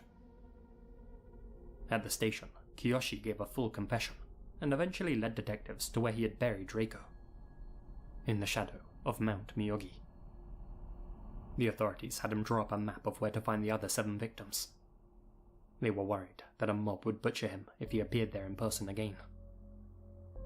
Once news of his modus operandi spread, Mazda sales in Gunma Prefecture dropped significantly. Even today, Gunma is Mazda's worst performing prefecture by sales. Kiyoshi Okubo was hanged on January 22nd, 1976, 6 days after his 41st birthday. These are the last images ever captured of him, filmed on the same day he met his fate. It's said that he was so scared he couldn't even walk that day. When asked if he had any last comments to make, he stated, "If I could be reborn, I would like to come back as a weed. I was told by a woman I once knew that no matter how much they get tread upon, they always snap back. That's the kind of existence I'd like to have in the next life." And so it becomes clear why Acid, the original uploader of this viral video, chose to use such a seemingly random GIF. The White House track accuses Tracy Emin of lying about, and Reiko succumbed to such a fate. The parallels are clear.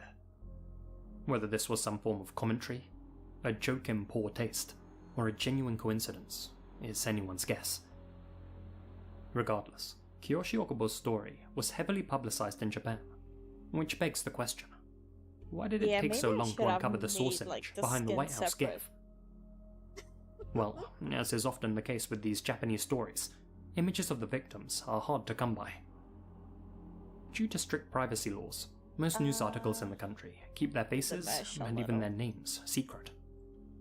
For example, in the majority of articles I found, Reiko is typically referred to as G-san. It obviously also goes without saying that the majority of information about Reiko's case is written in Japanese, making the search nigh impossible for most online detectives. Though thanks to the page that Lane Campbell shared, we now have the answers we need. But let's not stop there. In Lane Campbell's post, they said that it's still a mystery what book this photo appears in. Well, I'm happy to report that that's no longer the case. After hours of digging, I've managed to track it down online. It's actually a 2-page fold from a magazine, Jitsuroku Sengo Taboo Hanzaishi, or Post-War Taboo Crime History, published by Core Magazine Limited, a company with a less than stellar reputation, let's put it like that. They've been taken to court numerous times for criminal infractions of their own, not least for accidentally publishing. And such carelessness makes me wonder about this photo of Reiko. Even in its unedited form, it still looks a little off, don't you think? Especially when you see it alongside the more natural-looking photos of the other victims. Take a look at all of these images used in the magazine. They're the exact same ones used in the TV segment that Lane unearthed. There are several photos available for at least some of the victims, so it seems strange to me that the magazine made use of the exact same pictures as the TV show for all of them. Given their past history, I personally wouldn't be surprised if Core Magazine simply ripped these photos from the show without much thought. Focusing on this photo of Reiko, as far as we know, this unknown television spot and this page from Core Magazine are the only 2 places that it's ever appeared. Which makes me wonder, this super contrasted, undetailed photo, is it really of Reiko? I mentioned that Japan has strict privacy laws. Well, TV shows in the country often make use of example images to avoid legal issues. I can't help but wonder whether the TV company couldn't get permission from Reiko's family to use her image, or simply couldn't acquire a picture of her for whatever reason, and so made use of a placeholder image. One of a fake person. Well, that's all speculation on my part. But even if this really is Reiko, surely there are better photos out there that we can replace this with. Ones that would do Reiko's memory more justice. She deserves that much at least. So, let's find one.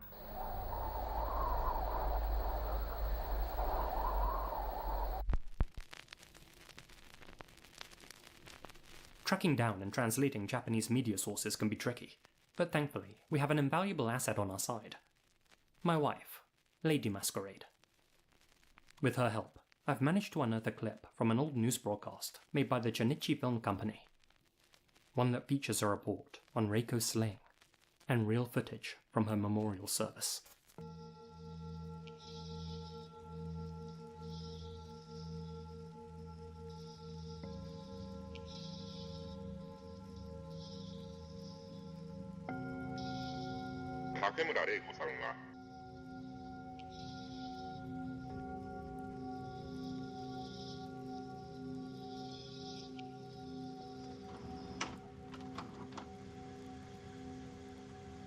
And there we have it.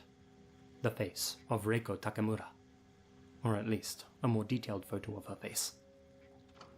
This broadcast also includes interviews with both her brother, Mitsuo, and her mother, who tells us a lot about who her daughter was in life. Reiko was a vivacious young woman who did a lot of things with the short time she had. She was passionate about skiing and was also an avid tennis player. She loved socializing, had plenty of friends, and, according to those closest to her, made everyone laugh constantly. She was an extremely determined person who set goals for herself and went for them. Her future was as bright as her infectious smile, and it was cruelly snatched away from her. With any luck, we'll be able to find more photos of Reiko in the near future. Some people have been sharing this image around, claiming it shows the faces of Kiyoshi's 8 victims, but these are actually actresses from a teledrama based on the slayings. There definitely are better quality photos of Reiko that exist though. Take a look at this old magazine pullout from 1971. It shows the faces of all 8 slain women alongside Kiyoshi. By process of elimination, I'm 95% confident that Reiko is this woman right here. I also know for a fact there's another one of her in this book. On this preview, you can see that there's a page with all 8 victims' faces, but it's too blurry to make them out, and the only copy I can find for sale costs almost $1,000 US. If I find any more reasonably priced copies, or come across some more photos of Reiko, I'll update you all on my Twitter page. Now, the final question left to answer is perhaps the trickiest of them all. Namely, who actually made the White House GIF? In the words of the Suburo, I'm curious as to who manipulated a victim's photo in such a way, but the author of the GIF remains unknown. The obvious answer is that it was the person who posted the dancer video in the first place, Acid Blood Infusion. But although he popularized the GIF, I personally don't think he was responsible for its creation. Looking through his channel, it seems he only ever posted clips and images already available on the web. Another of his White House fan videos, for example, is just a looped clip of Professor Utonium. The only way he ever manipulated his videos was by applying filters to them. There's no original animation in any of his other content. So although Acid's video appears to be where the White House GIF made its debut, I think it's more likely he found it online somewhere, likely while browsing an obscure Japanese forum. As we've come to learn, this photo of Reiko is an extremely deep cut. So, whoever the true author of this GIF is, they made it knowing full well what happened to her. And the fact someone would do such a thing is far scarier than the GIF itself. X in the middle? What? As one Japanese commenter put it, it's like digging up graves and playing with corpses. Your turn. Oh my god. Reiko no. Takemura had her It's life taken away from her, tic-tac-toe. and then, decades later, You know, was X is victimized problematic. yet again. This time by having her face Honestly, processed true. and turned into content. Content that's been laughed or screamed at by millions of people around the world. None of them aware of who so she was fucked up or what they happened did. to her. I thought it was important to share Reiko's story with you for that very reason. To potentially undo a small amount of the damage caused to her and her family by this GIF. A GIF which is no longer scary, or funny, or entertaining. Just sad.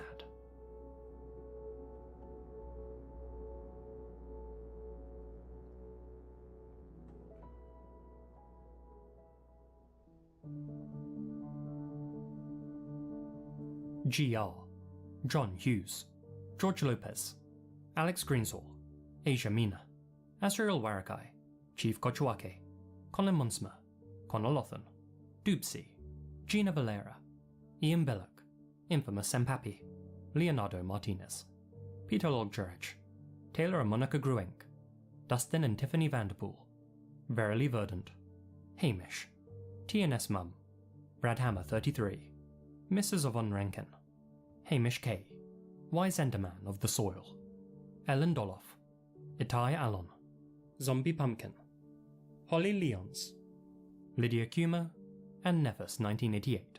Thank you all so much for your continued support. Until next time, the devil's in the detail.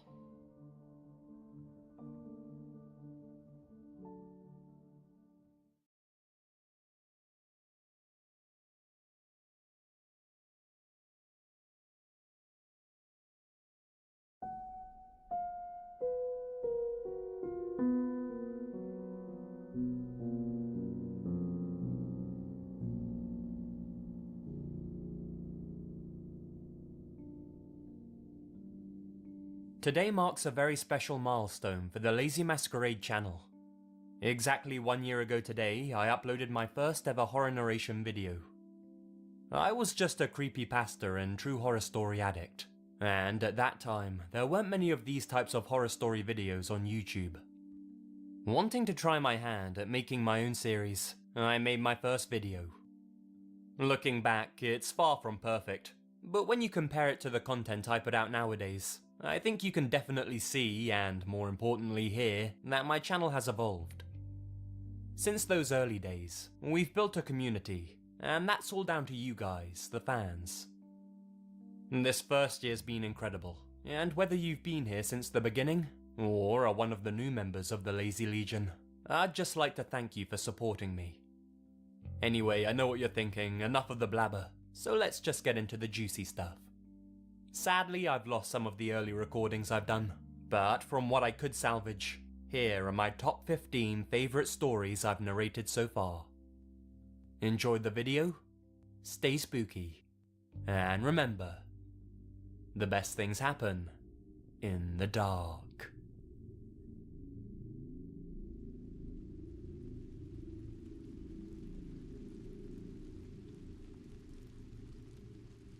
Why is it always the pretty ones?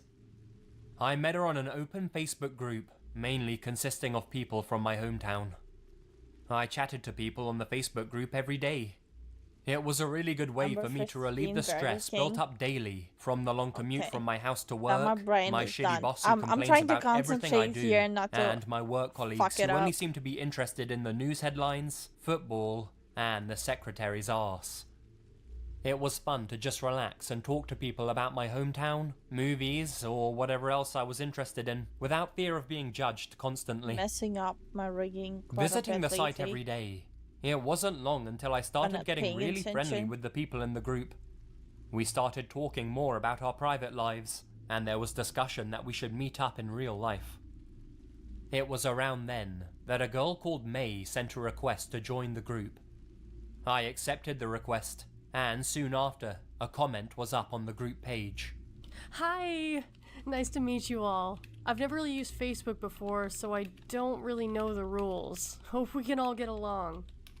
Even though this wasn't real life, it's always awkward for someone to join a new group of people that they don't know. In a world where so much human interaction takes place through words typed up on a screen, it's very easy to become isolated. So I decided to send her a message. Nice to meet you. Let's talk in private chat. As soon as I finished typing, a chat box popped up on my screen. I laughed a little and opened up the chat box. Thank you so much for talking to me. I was really nervous. Wasn't sure anyone was gonna talk to me. I'm so happy. Whoa, she's pretty cute, I thought to myself. Making an additional we introduced ourselves and talked about random things. Ended up talking to her past midnight. I know it's stupid, but I was kind of excited about talking to her. Okay. May was a 25-year-old office lady. She said she enjoyed her job, but that she tended to make mistakes, and her boss was always getting furious at her. Today, she'd mistakenly copied a file which she was supposed to shred, and was made into a laughingstock as her boss shouted at her at the top of his voice. I pictured the scene in my mind. I imagine May with her straight, long black hair, which extended just past her shoulders, and the boss screaming at her as she hung her head in shame in front of the printer. We both joked about the whole scenario, and I went to sleep in a good mood for a change. As usual at work, my boss was being a massive arsehole. He kept on setting me near impossible tasks without an ounce of consideration for the time that it would take me. That's not to say my subordinates were any better. When I told them which duties to perform, they just sighed and didn't even look at me.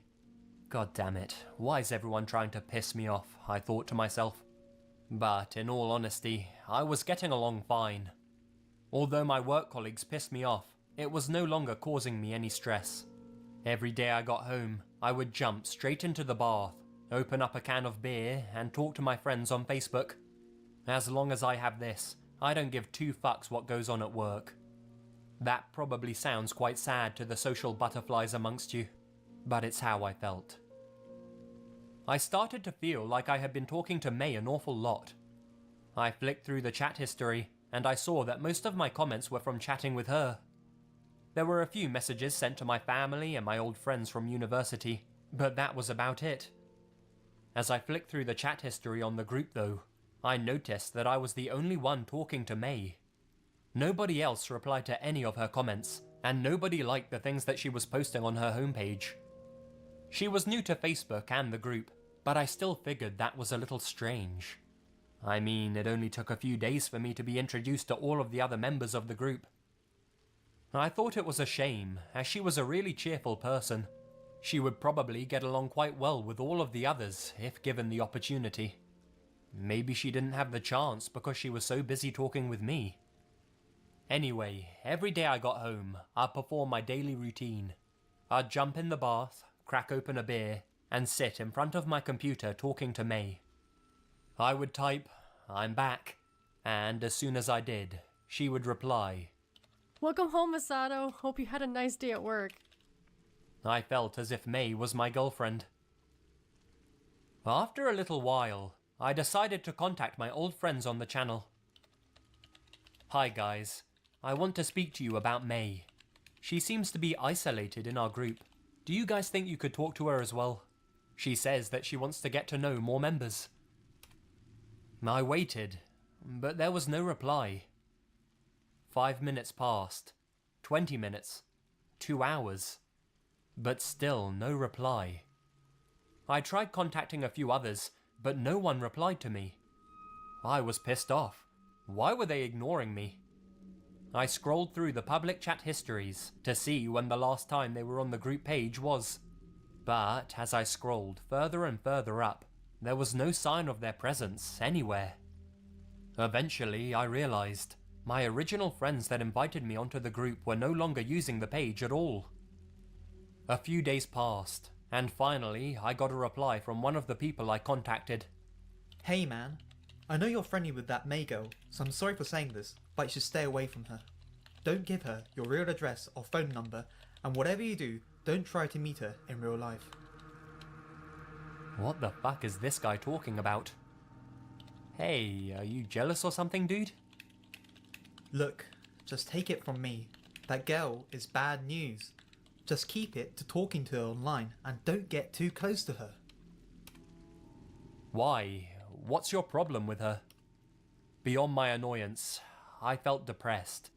It had been a while since I'd made any friends, and they turn out to be the same kind of judgmental arseholes I have to interact with at work. After an hour, I received a reply. You know it's not just me who doesn't talk to her. Everybody doesn't. There's a reason for that. That group page is actually a new group we made after getting rid of the first one. The group name was different and I met all the creators of the new group from there. Not long after creating that first group, that girl May joined. You know, we thought the more members the merrier. So like you, we chatted to her normally, and it wasn't a problem. At first. He went on to tell me about how this May girl had joined their old Facebook group and grew close to one of the old members, a guy called Noboru. They became so friendly online, in fact, that the two of them decided to meet up in real life and quickly became intimate. Okay, whatever, I thought. Nothing strange so far. I continued to read. One day, I received a private message from the guy who had met up with May. It just said, "Help." I guessed he was joking or something, so I didn't take it seriously. I just replied, "Ha ha, That what's looks up, dude?" terrifying. Immediately, But look at I got the a reply. fabulous teeth, It though. said, "I don't know what to do. Fuck, I don't know where I am. Help." Chee! I was talking to the rest of the group later that day, and apparently a few people had received the same kind of messages from him. We all tried to contact him over and over again, but we never got a reply. Then, after a week, he just suddenly left the group. I went to his Facebook page, but he no longer had a Facebook page either. I think he must have deleted it. He said that there were literally hundreds of messages from We her, need to do some demanding to know terrifying where nobody stuff was. before it looks fabulous. Anyone know where he is? I went to his house, but he wasn't there. I'm calling him, but getting no replies. Someone please tell me where he is. Due to work obligations, the other members of the group didn't even see the messages at first. Reading through them later, they noticed that the messages became more and more extreme. I know one of you are hiding him. Fuck you. I'll find him if it's the last thing I do. I love him. I'll kill you all along with him if you don't hand him over. Apparently, Now, that since shit no is one out was for replying to rockers. her, she left the group, to the relief of all of the other members. They all unfriended her, and thought that was the end of it. That's when they set up the new private Facebook group, just to be on the safe side. After a couple of years, they again set the group to public, and apparently a few days after that, I happened to join. Not too long after is when they all received the notification, "May has joined your group." His message concluded. She had a different surname this time, but I knew it was her. The way she talked, the things she liked, were the same as the previous May. I don't know what happened to the guy, but some sinister shit must have happened. I mean, who just closes their Facebook account without saying anything? This was all fucking ridiculous. True, that story about May was terrifying, but there was no proper evidence to suggest that the May I was friends with was the same May. He even admitted that she looked different in the pictures now, but remained adamant that he thought it was still her. But the May I knew was lovely, and there's plenty of people with her name in Japan. And so what if their writing is similar? Most girls I know write in roughly the same way, and lots of them have similar interests as well. You can't say they're the same person just because of that. That Facebook group was made for people living in the same town anyway, so it made sense that there was a lot of similarities between the members of the page. These were all of the things I was telling myself at the time. I just replied, "All right, mate. I don't think this is the same girl, though." It was late autumn, early winter, and I'd actually made plans to meet up with May. We'd decided to meet up at a bar in town. I'd been there a couple of times before, and she said that she liked the place too, so we figured it would be a perfect place for us to meet up. I'm not sure if it was due to the prospect of finally meeting her, but I worked harder than usual at work on the day of the meetup. I left at 5 PM on the dot. Once I got home, I washed myself, brushed my teeth, put on my best set of smart casual clothing, and then skipped down to the bar. It was very cold that day, and it had been snowing on and off. I didn't want to keep her waiting in the cold, so I decided to leave on the early side. I got to the bar 20 minutes early, but already there was someone waiting for me just outside. May?" I asked, slightly embarrassed. It was dark, and she was looking down at her phone, so I couldn't see her face. She looked up at me. Masato? Hey! She was stunning. Her black hair had grown out slightly longer than in her profile picture, and now reached down past her shoulders. When she looked up, her dark eyes sent my heart fluttering, and instinctively I looked away. Suddenly nervous, I replied, yeah, I hope I didn't make you wait." She timidly smiled. No, I've only just arrived. Do you want to go inside? It's quite cold out here. We sat down at the counter and ordered some drinks. Wait. Although I was nervous at bannable first, word it soon on became Twitch. clear that this was the exact same May I knew from online. After only a few minutes, we were laughing together and talking naturally, just bye-bye, as we did Twitch. on the net. We talked well into the night, I'm talking and about before the we even story. knew it, the barman announced that the bar was closing.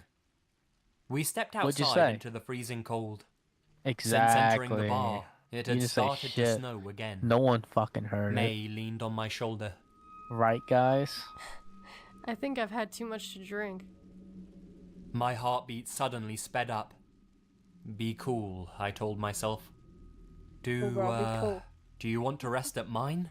It's pretty close. Made myself laugh. I could hear my heart pounding. Can I? Yeah, that's fine. No trouble at all. Have a glass of water and a little rest. She stopped leaning on me and got to her feet. Okay, let's go. We held hands and slowly stumbled back to my place. We had sex. She lay next to me with a peaceful face.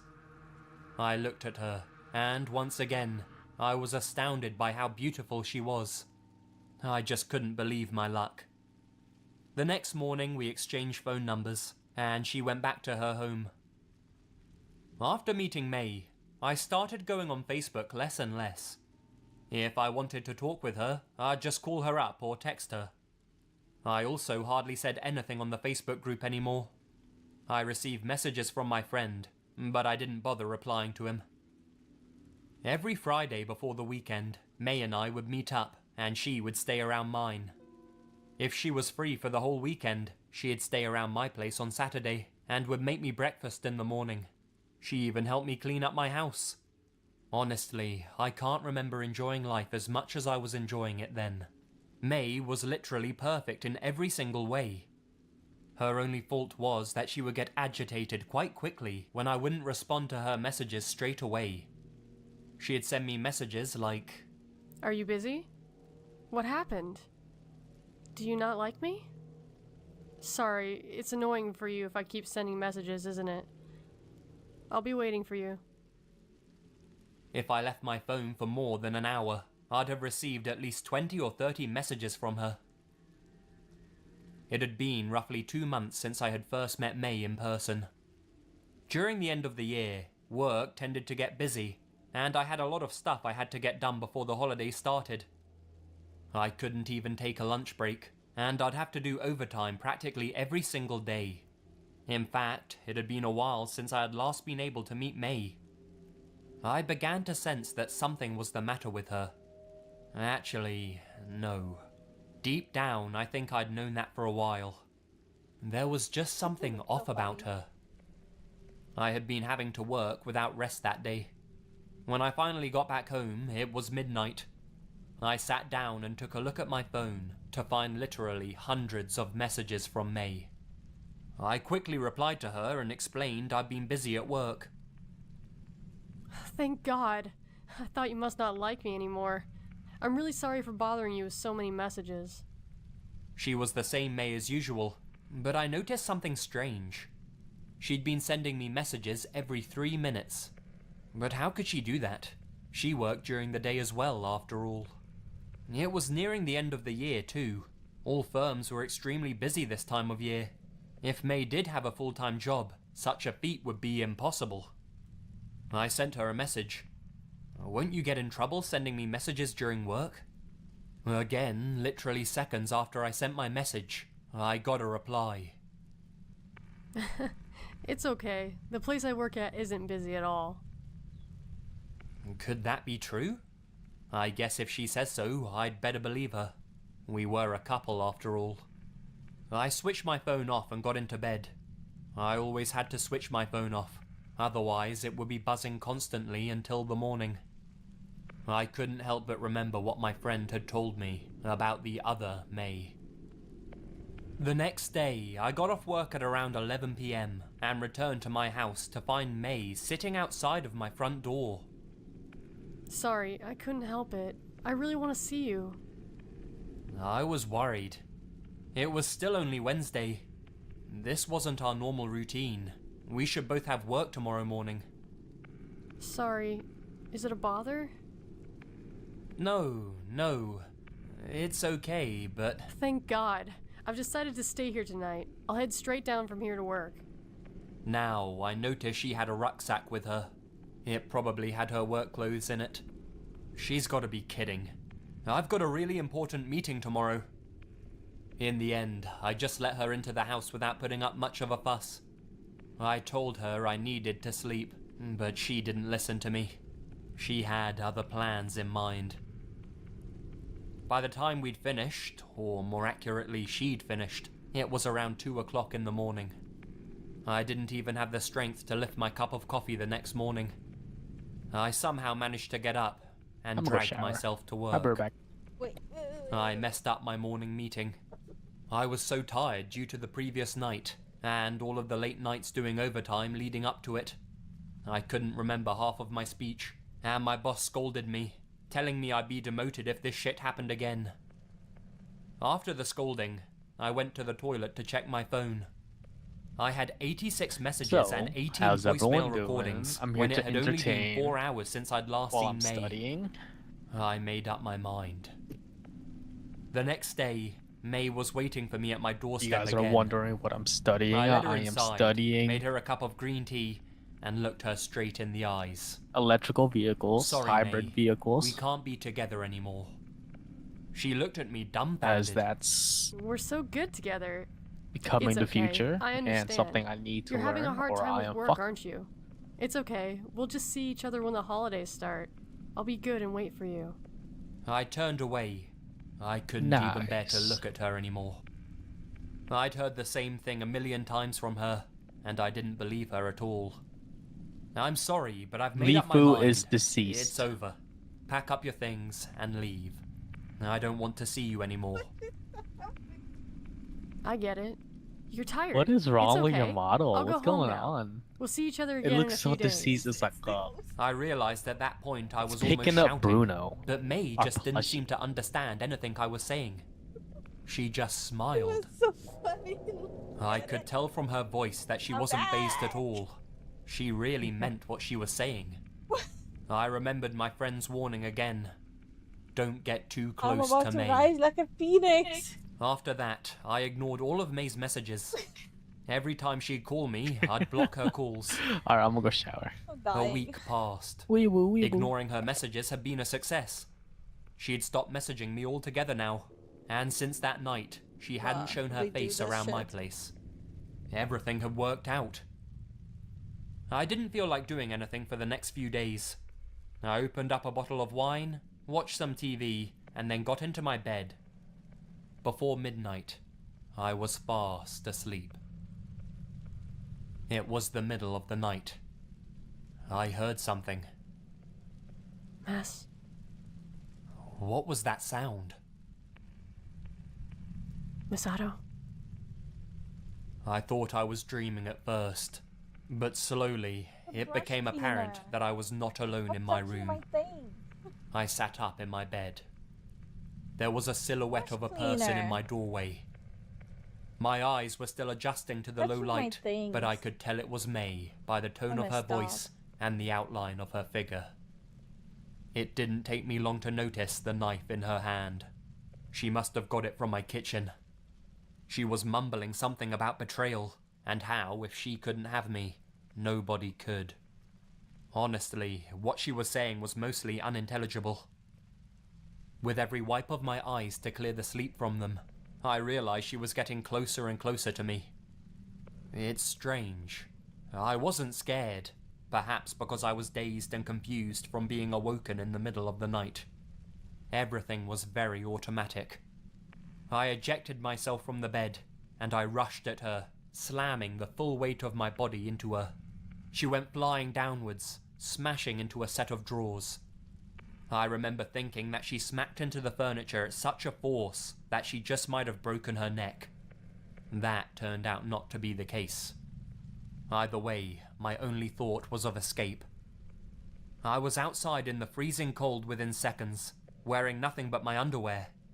I ran to my neighbor's house and knocked on the door frantically, continually checking over my shoulder to make sure she wasn't behind me. Looking down at the ground, I noticed specks of red in the snow at my feet. Because of the adrenaline in my system, I hadn't noticed that she had slashed my arm deeply during our collision. The folks next door eventually opened up and allowed me to use their phone to call the cops. Had they not recognized me, they would most likely have ignored me, thinking I was some crazy midnight streaker weirdo. When the police arrived, May was no longer in the house. She had fled, taking my diary, computer, and phone with her. That's fucked I was up. taken to the hospital, where they stitched my arm up. It took a while, but eventually they tracked her down. It's been 3 years since that night, and still nobody has heard from the previous guy who vanished. I'm certain that she had a hand in his disappearance. I truly believe she paid him a similar visit to me, but that he happened to be a much heavier sleeper than I was. She played dumb about the whole thing though. I see people upload all kinds of things on social media sites nowadays, but just remember that there are some psychos out there in the real world. I don't even understand how single people cope these days. When I was about 7 or 8 years old, That'd be tough. there was this creek in the middle of a forest behind my house that I used to play at all the time.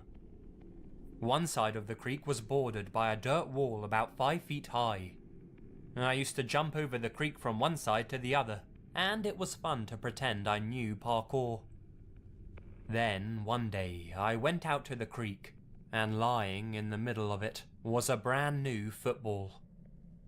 Now, I want to mention an important detail. The creek's depth made it so that the top half of the football stuck out of the water. The top half was completely dry, so it wasn't like the ball was just rolled into the creek. It was placed there.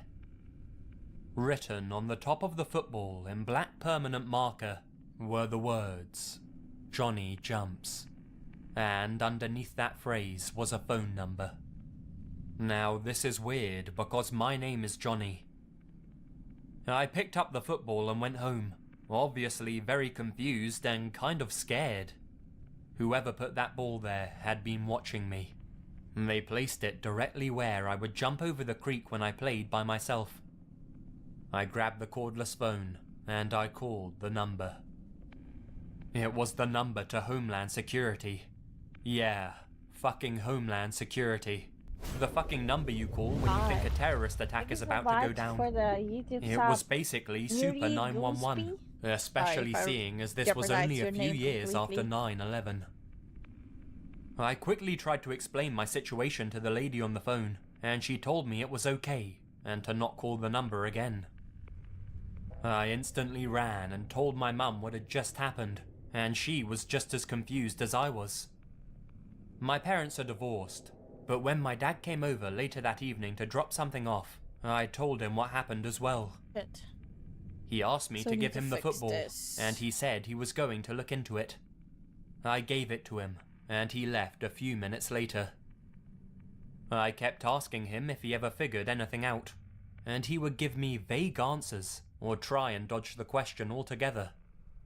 This turned into a few weeks of me asking, which then turned into a few months. Then he started acting like he didn't know what I was talking about.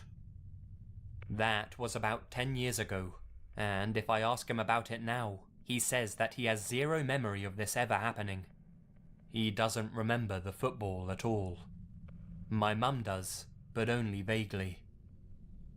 To this day, I have absolutely zero idea who was watching me, why they put the football in the creek, why they wrote Johnny Jumps on it, and I especially have no fucking idea why they put the number to Homeland Security on the ball.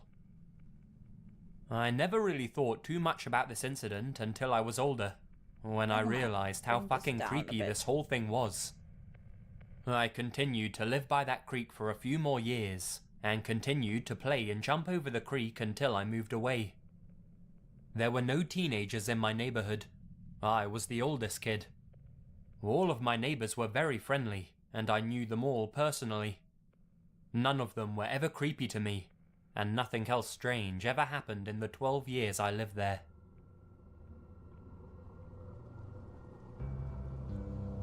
I saw he died. I'm a member of the slam poetry scene. Basically, it's an excuse to get people to listen to performance poetry. After running through the small scene in my city, I wanted to branch out and push my career further, so I started to visit places within driving distance where I could spit. This led me to Charlotte, North Carolina. I started at their local team venue, where you compete to be a part of a squad that goes to national competitions every year. I was doing well, and was accepted into the local crew pretty readily. This led to longer stays and features at other venues around the city. I started going to one that was particularly popular, and good for selling CDs. That's where I met him. He worked as a barback, occasionally got on stage and shared, frankly, shitty poems. He was the brother of the host, and everyone knew and liked him. He slowly started flirting with me more and more. Although this was back in my loose days, something always kept me leery. We'd always hang around at parties and events, but I always had this tickle in my gut, warning me not to ever get too close to him. But over a year or two, we continued to become friends. After a while, he started calling and texting me more often, poking me on Facebook daily, sending messages about wanting me to be more than friends with him, and how he wanted a snow bunny. Yes, I'm white and he's black. Again, I never entertained it. There was something gnawing at me. The crazy in his eyes was too hard to miss. I eventually moved to Denver, where I took a position teaching poetry and working at a friend's law firm at the same time. The second Christmas I was there, I got the call. A friend from Charlotte relayed the following. He had indeed found his snow bunny, and they got married. They seemed happy at first, but slowly began fighting more and more. It spilled over into the venue, and often they had to be separated by their friends from physically attacking one another. One friend, later thinking back, remembers the last time she saw them together. Him pushing his wife, followed by her throwing a drink in his face and scratching his neck deep enough to draw blood. She told me that after the couple had been dragged away from each other, she sat with him and smoked a cigarette. She told me that she laughed and said, "You guys are gonna kill each other one day." Around Christmas last year, his wife just stopped coming to the bi-weekly events they both attended regularly. He explained it away that they were on a break. Time goes by. No one really questions that they haven't seen or heard from her in a while, thinking she was breaking from the whole scene in order to put distance between herself and her husband. Her parents, however, hadn't heard from their daughter since Thanksgiving dinner. They would call him up, and he would say everything was fine and blow them off. This continues until a week after Christmas. Knowing that their daughter would never miss a holiday without at least calling, the parents decide to call the police and send them to the couple's home for a well-body check. The cops arrive. They knock on the door and are let in. They ask him where she is. He replies that she's in the bedroom. He shows them into the room. And there she lay, dead for weeks, rotting in their bed. He even killed her little dog as well. During this whole time, he had been attending events, hosting hip-hop nights, even publishing a blog on how to make a marriage work. Never once letting on that every night he was going home and sleeping with his murdered wife. The sickest part of this whole thing is that he has a child from another relationship. A daughter who he gets to celebrate every other holiday with. That Christmas, they opened gifts, had dinner, cuddled up on the couch and watched TV, less than 100 feet away from her decaying stepmother. I don't know what would have happened if I ever took him up on his offer to date, but I do know that me and my gut will always stay on speaking terms, and I will always, always listen. I thought earlier when you weren't on. Ah. Wait, did you? This is what a are you story listening I to? heard from a Lady Yakuza member Masquerade. who I was friendly with back in the day. I like listening to Apparently, he creepypasta used to hang while around with learning how another to young write Japanese Yakuza member. because it keeps me Basically, they concentrated. spent their time going around town, finding women to hit on and take them back home. Difficulties concentrating. The only problem was they were very forceful, and used hard drugs and aphrodisiacs to make the woman more obedient. So, one day, as usual, the two of them planned to go on an expedition, let's say.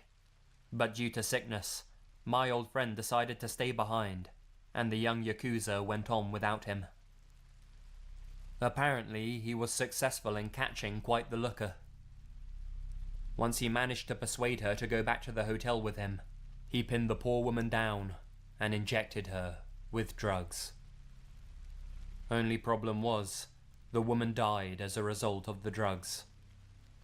There's no particular clear reason why she died.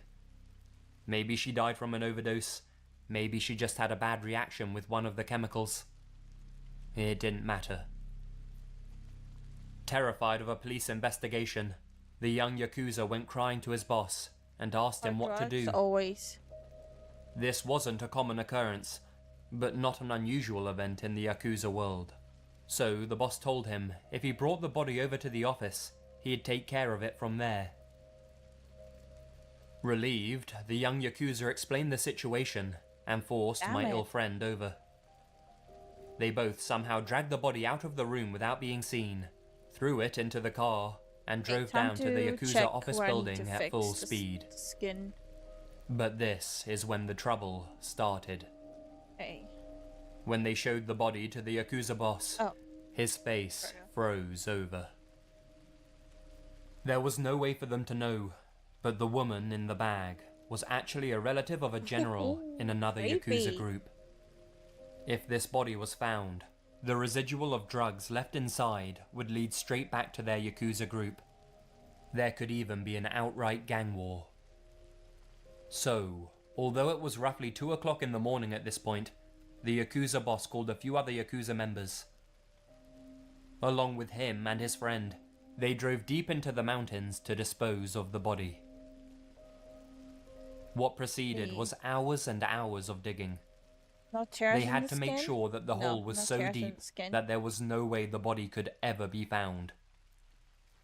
Once they'd finished digging, it was around 5 o'clock in the morning, and the sun was starting to rise. Wait, what? Exhausted, his friend dumped the body into the hole and was just about to start covering it up. I don't know what that means. When, suddenly, the other Yakuza members surrounded him and tied his legs and arms up with duct tape so he couldn't move. Being tired from all of the digging and completely outnumbered, he wasn't able to fight back at all. My friend knew this was going to happen. He'd been tipped off by the boss and was expected to help. You see, they drove down to the mountains for 2 reasons. And soft drawing. One was to dispose of the body, and the other was to get rid of the culprit of the murder. Weed?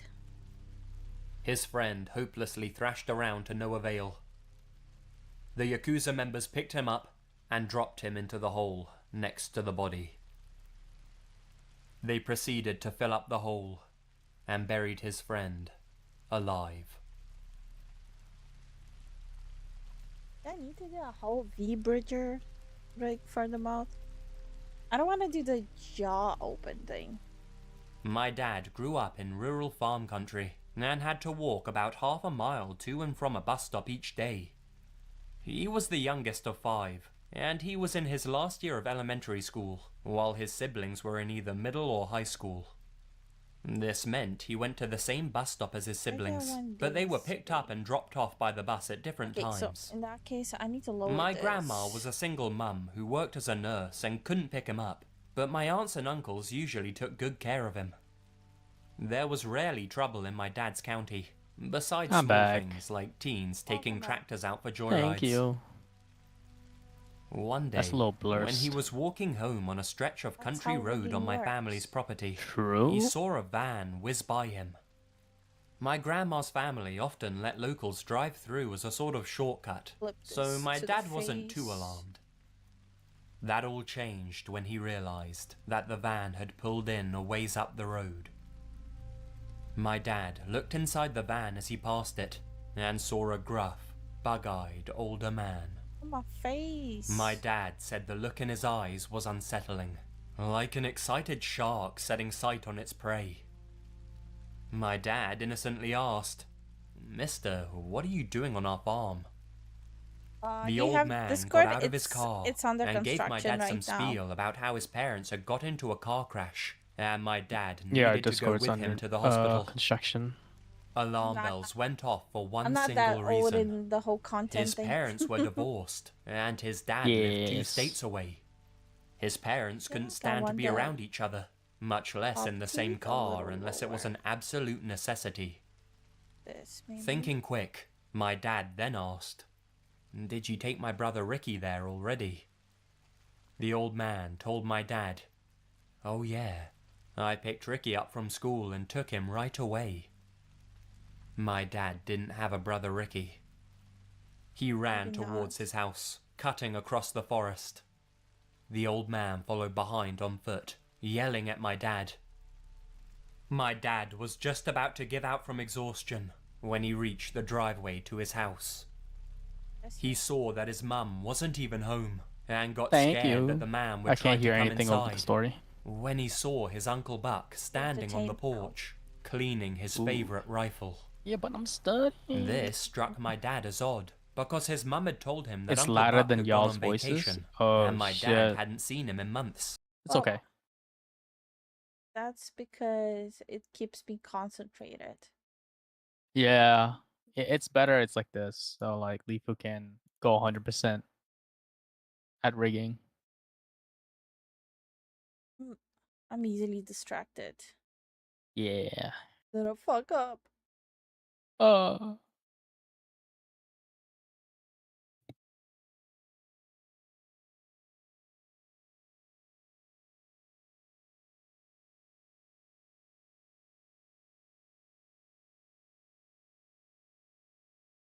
Make this a little bigger.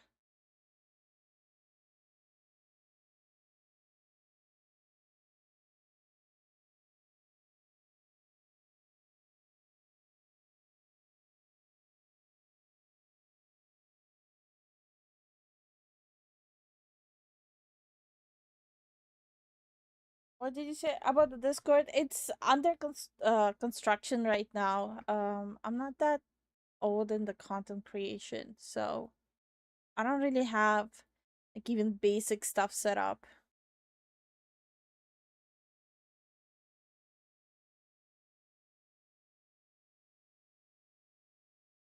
And also, I'm trying to also figure out how to set up the whole verification there because I don't want anyone causing any drama there. So up until I figure out how to do that.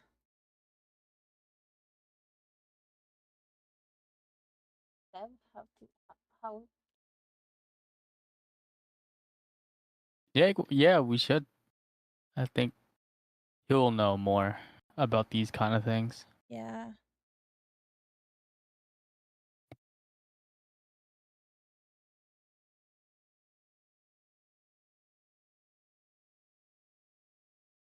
Yeah, but that would require us giving you access to our Discord. Trust anyone. I wanted like the gums to be a little visible. And like the big smile was happening.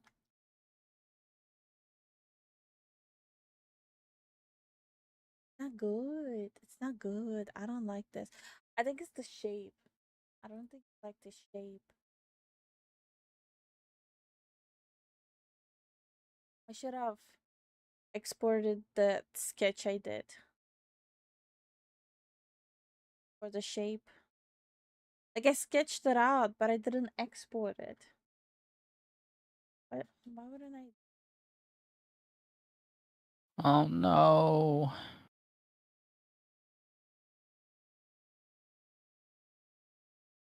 No one else to blame but myself. Nah, I blame chat. And me too. You literally like. You know what? You right. No, I have a Discord, but it's under construction. We do. It's like she said, under construction. And it's okay. I'm sure I can at some point I'll figure it out. One of these days. One of these days. I'll do it. But I don't really have anything interesting to say, so. What are those?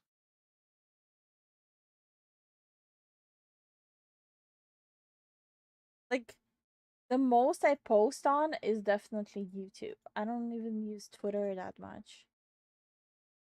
Sorry, X. Stupid name. I'm not saying X.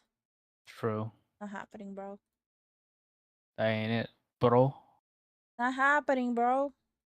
That ain't it.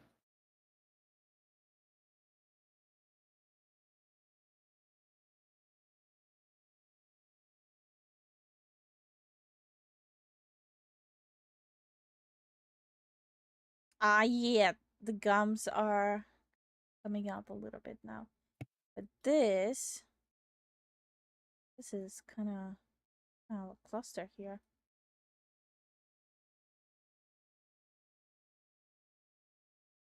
Like detangling hair over here.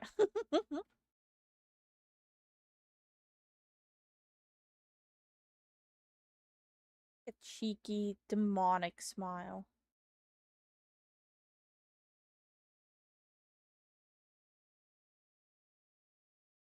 I was just curious if you had an account on that server.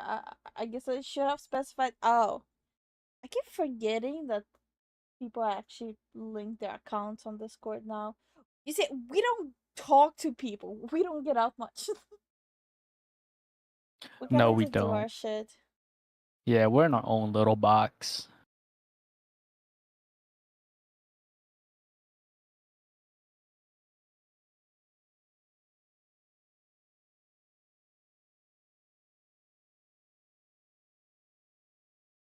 It's gonna drive me insane. How's this? Yeah, actually pretty good. Okay. I haven't talked to many people in 5 years. I can relate. Yeah. You are overrated. True. Swear to God, if Victor chooses this time to throw something at me, I will throw a fit. I will disattach my leg. It wasn't me, I swear. Want to throw hands. Run them hands, babe. Run them hands right now. See, it looks good. And then she's like, nah, I don't like it. And then she does a whole 24-hour training arc of her just redoing something, and then it turns out even better. I'm new at this shit. I want to learn it properly. No, I get it. I do like my eye physics though. Me too. Hold on, let me show it. Uh, I love my eye physics.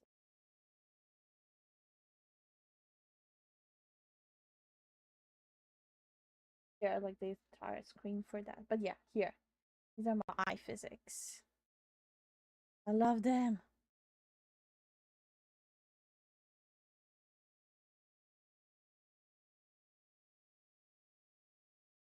And she's shocked. She looks It's so like, cute. right?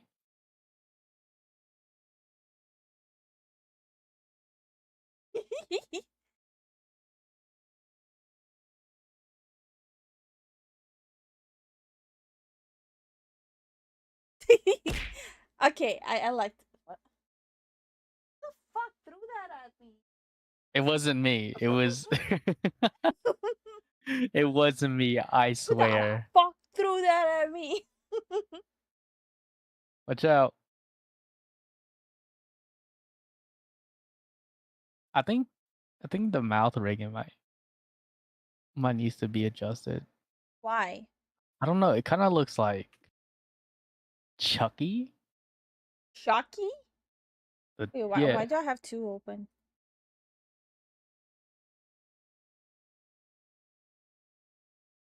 you're dual wielding. Wait. Wait. No, wait. This is the accurate one. Oh my god.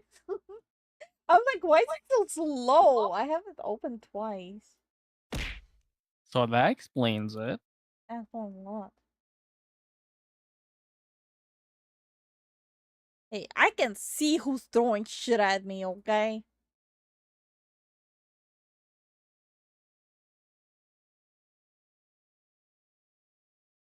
What they... He screamed, "Uncle Buck, that man's trying to get me in his car." You have to see... Now, Uncle Buck Me- was a okay. scary-looking guy. He I'll was a see. World War II vet with Willie Nelson I braids don't and a appreciate ZZ this Top beard. violence. He was People a gotta biker who relax with drank the whiskey and smoked violence. cigars, and won plenty of bar fights. Definitely the Wait. kind of guy you don't mess with. No, you're distracting He me. didn't Plus, say anything stop moving as my my arm dad when I'm ran rigging. inside the Holy house. shit. My dad You move my watched from his arm when I'm bedroom rigging. window You move my as arm Uncle when I'm Buck put his drawing. rifle together real I'm gonna quick show up at your and work yelled and I just, something at the man. I don't know, push you while you're The working old on the man engine. narrowed his eyes, Be like, whoops. spun around, and hightailed it back. It took my dad a few minutes to calm down When you work before on he went back people's down brakes, to the I'll porch just to kick talk to it. Uncle Buck. Be like, But when he went whoopsie. there, he You're couldn't gonna have find to be Uncle Buck doing a anywhere. fucking roundhouse kick When his against siblings and metal. Mum got home, he told I'll them do exactly it. what happened. You think I won't? According to my dad, his mum went whiter than See, a that's the sheet thing. and asked him If you he was do sure it, that it was I Uncle don't Buck. care okay. about the thing. Well, sure. He was even wearing that motorcycle jacket he got for his birthday. His mum didn't say anything for a few hours. That night, after dinner, my grandmother explained to my dad that Uncle Buck had died in a motorcycle crash a few months earlier in Florida, and that they buried him in those Alright, exact Among clothes. Us. Thanks The for rifle stopping that my by. dad had seen him Have a cleaning nice was night. kept under lock and key in my grandma's Have a nice basement. night. When Or Uncle day. Buck died, Or they afternoon. couldn't find the keys anywhere, so the case remained locked. When my grandma went to check the case, it was unlocked and unlatched. My lip gloss. My father still doesn't know what to make of this, but I've got to thank Uncle Buck for saving my Disappeared. dad's life. Went under. Otherwise, I wouldn't be here today.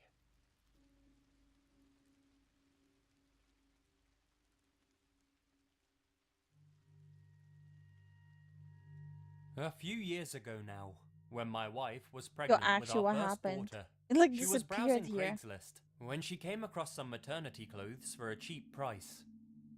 She sent an email to the seller, who went by the name of Jenny, and they agreed to meet at Jenny's place to do the exchange.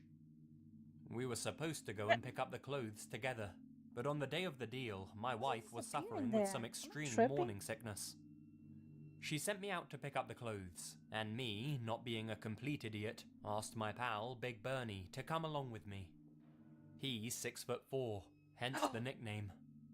Wait, I wasn't because expecting of trouble, this? but two safer than one, and you can never be too careful. Bernie agrees, and even offers to drive us down in his truck, on the condition that I pay for the gas and a 6-pack of beer. We hit the road at around midday, Break time. and it should only be a 30-minute drive. We joke around, sing along to the radio, and discuss future plans. A few minutes from the end of the journey, I notice that the closer we're getting to our destination, the further we're getting from civilization. The turning to the place is coming up on the left, and it's an old rundown farmhouse in essentially the middle of nowhere. Nothing but dirt and brush in either direction for at least half a mile. And even then, the closest buildings are other rundown farmhouses too. Some people would call it horribly isolated, and others would call it paradise. At that moment, we thought it was ominous. As we pull into what I hasten to call a driveway, we both question whether this is really the right house. Bernie double checks Yo, on I the map actually to have no confirm. idea what happened. Why Sure is it doing enough, that shit? this is the woman's house. We're not too worried though, since it's still daylight and there are two of us. I just go back up until We it exit fixes the it. vehicle. We're So this is greeted by some heavy-set dude weird. who was waiting on the porch, and he introduces himself as the man of the house. Immediately, I can tell there's something bothering him. He asks me where my wife is, and I tell him that she couldn't make it. He There it motions is. for us to come inside, saying Found that his it. wife has the clothes ready for us to pick up. My warning signals are starting to blink as we approach the house. This doesn't seem like the sort of place that even has a phone, let alone internet connection to post a Craigslist ad. As we step inside, there's a room off the hallway with some commotion going on inside. Standing in a room completely void of any furniture are about 7 other burly men, just standing around in a sort of semicircle. Now, this is creepy as all hell. What the fuck would all these greasy guys be doing with a bunch of clothes for a pregnant woman? They all turn to look at us as we poke our heads in, all with the same expression on their face. Disappointment. They weren't hillbillies exactly, but they were of a similar breed. Put it this way, you could tell just by looking at them that they were trouble. Every fiber of my being is screaming that we need to get the fuck out of there right away. But social etiquette is a hell of a powerful thing. So, when How the is main this? guy said to follow him into the kitchen for the clothes, Oh, that's we actually did. very smooth. He led us into a decrepit kitchen. That's when the mouth is Again, completely empty, open. other than a few broken Wait. down appliances.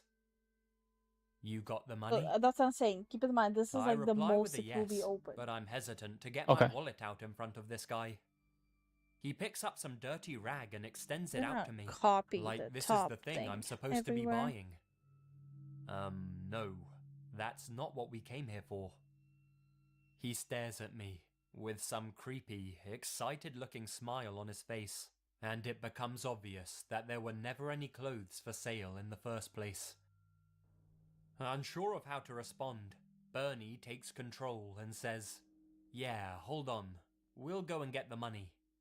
An obvious lie, but good enough that this guy doesn't question us. Instead, he just stands there, with that same damn expression plastered across his ugly face. As we exit the farmhouse, we can see that all of the men who were in the other room are now leaning against Bernie's truck. Some of them are even rummaging through the things he keeps on the back. Now we know for sure that these guys aren't gonna let us go without a fight. Fuck. We're slowly walking back towards the truck, and I'm hoping to God that Bernie's got a plan. He's thinking the same thing I am, and without words, we give each other that universal look of shit. My memory of all of this comes back to me in slow motion. Bernie whispers for me to stay cool and approaches the guys who are rummaging through the truck. We're outnumbered, and for all we know, outgunned. So, rather than confront these hillbilly wannabe bastards, Bernie instead tells them about the power tools on the back Hillbilly seat. wannabe bastards. They start crowding around and mouthful. digging about back there, proving just the distraction we needed. We both fucking dart into the nearby tree line. Forget the van, forget the tools. We just have to get the hell out of there and away from these creeps. We keep going until we think they're a good distance behind us, and then we lay low for a while, desperately searching for cell phone signal. After a while in the woods, we hear people approaching, and we take cover in the thicket. Bernie arms himself with a rock from the ground, and I follow suit. We're both praying that this isn't the cast of Deliverance descending upon us, but rather some decent folk who just so happen to be out for a walk or something. But as we hear their screeching and hollering, that illusion is shattered. We can't tell how many of them have chased us out this far, but it's clearly them. And what's worse, what really made my blood curdle with unprecedented fear, was the sound of something else that got louder as they got closer. The sound of Bernie's fucking DeWalt power drill buzzing. One of those battery-powered ones. Now my imagination's kicked into overdrive with what might happen if they catch us, and all we've got to fight them off with is a couple of rocks.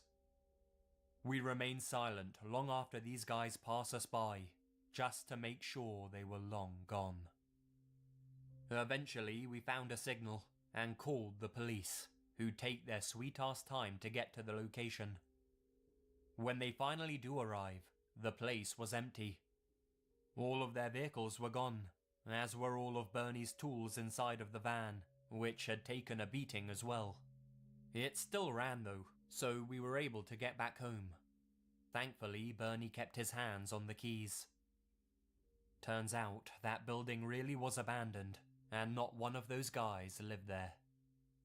We never heard anything else about it from the cops. What I think is really messed up is that these guys lured us out there with the promise of maternity clothes, meaning that they intentionally wanted their victims to be a couple of prospective parents.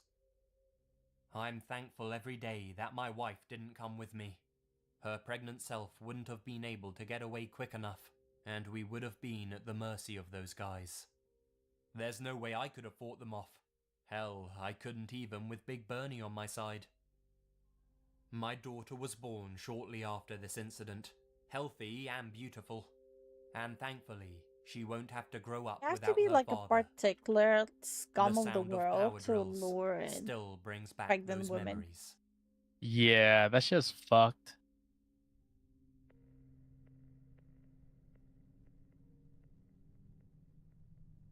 I met my girlfriend through a friend. They both have family in Utah, and they visit regularly. And whenever they go, they always catch up with a friend of theirs. Let's call him Jones. So, way back when, around 1998-ish, Jones was just a kid. He had a pretty tight curfew, and wasn't allowed to stay up past a certain hour. This was a problem for Jones, since, like many of us, he had a profound love of gaming, which he still has today. One night, Jones sneaks out of his room to play a few rounds of a game before really going to bed. He walks down to the basement where the console was and starts to play. So far, so good. He's just sitting there playing when he hears a loud thud from one of the basement windows, the kind that are just above ground level. He looks and he sees a bright red, almost pink hair-covered hand.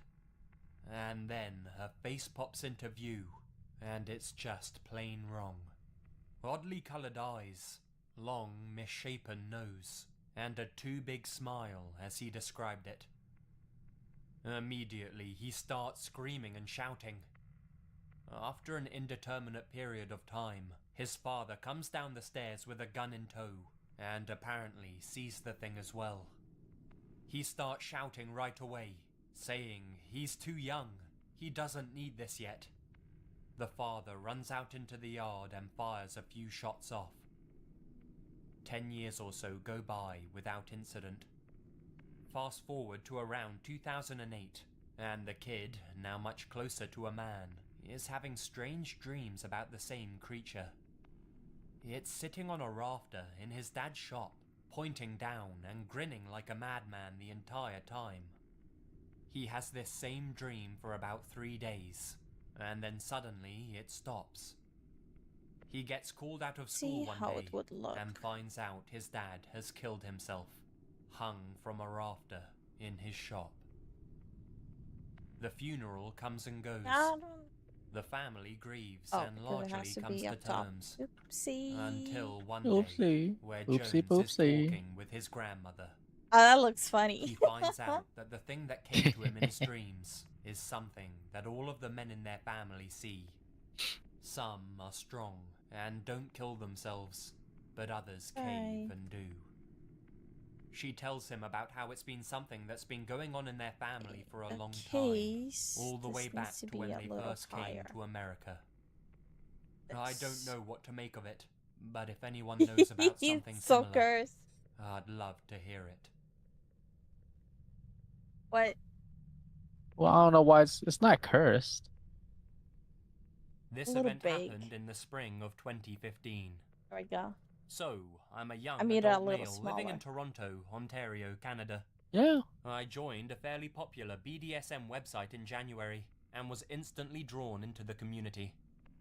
For those of you who don't know, BDSM is a variety of erotic practices involving bondage, dominance, submission, and masochism. Think 50 Shades of Grey if that helps. The community welcomes all kinks and fetishes alike, and everyone I've ever met from that site has been very welcoming and friendly. Except one. It all started with me coming across her profile. She was a gorgeous woman, very fit, with long legs and firm breasts. She was an older woman, but I was into that. I started by browsing her collection of photos, mostly fairly vanilla images of her sitting at a dining room table drinking a glass of wine and smiling at the camera. Real classy, which only urged me forward. I went ahead and messaged her. I wrote the usual greetings and offered to chat and get to know each other. She replied almost instantly. She greeted me as Sir, given the role I take. We continued to message back and forth for a week or two. She explained to me that she wanted me to be her master, since her last master died in a car accident. This was odd to me, but unfortunate accidents can happen to anyone, right? She continued giving me details of what she wanted me to do to her, and I very much obliged. The next couple of days, we kept trying to meet up for a coffee, but unfortunately, she had to cancel last minute every time. Eventually, I began getting very eager, as all the kinky discussion had gotten me worked up. So, late one night, she messages me, inviting me over to her place. Fine. She explained to me that she doesn't work in the morning, so we can be up all night having our But fun. I want to add. Well, being so worked up and not having the necessary blood flowing to my brain to make an educated decision, I agreed and asked for her address. She sent me her address, along with a phone number that she said was her home line, and I got ready to head out. So, I got into my car and I plugged the address into my GPS. This is where I noticed she lived in Hamilton, which is about 45 minutes away from Toronto. Like here? It's currently 1 AM. But this didn't bother me as I drove to Hamilton quite often, and considering I was spending the night, I could just leave in the morning. 45 minutes later, I find myself passing Hamilton. Okay, so it's a little further than that, no big deal. But then I reached a stretch of highway void of any streetlights. This is where I start to get concerned, as I only had my own headlights lighting the way. Suddenly, my GPS chimed in with the female voice indicating my exit. It was coming up on the right, and I feared driving into the darkness off the mild comfort of the highway. The exit took me into a long, dark stretch of country road. My warning lights start going off as I pass silhouettes of farmhouses and forestry, a good distance between each of them. My GPS chimed again, indicating that my destination was coming up on my left. But as I approached the location, it's not even close to what I expected. It was a small church house, with one yellow streetlight illuminating the dirt lot in front of it. I pulled into the lot and took a closer look, with my vehicle's headlights pointed at the building. The windows and door were boarded up, and definitely not recently, as the wood seemed weather-worn. My blood began to run cold as I made sure my doors were locked and my windows rolled up.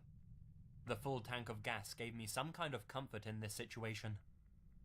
I figured she possibly made an error while typing out the address and called the number she gave me. The number you are trying to reach is no longer in service.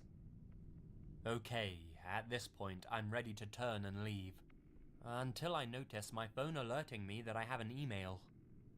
It was a message from her. Hey, I see you're here.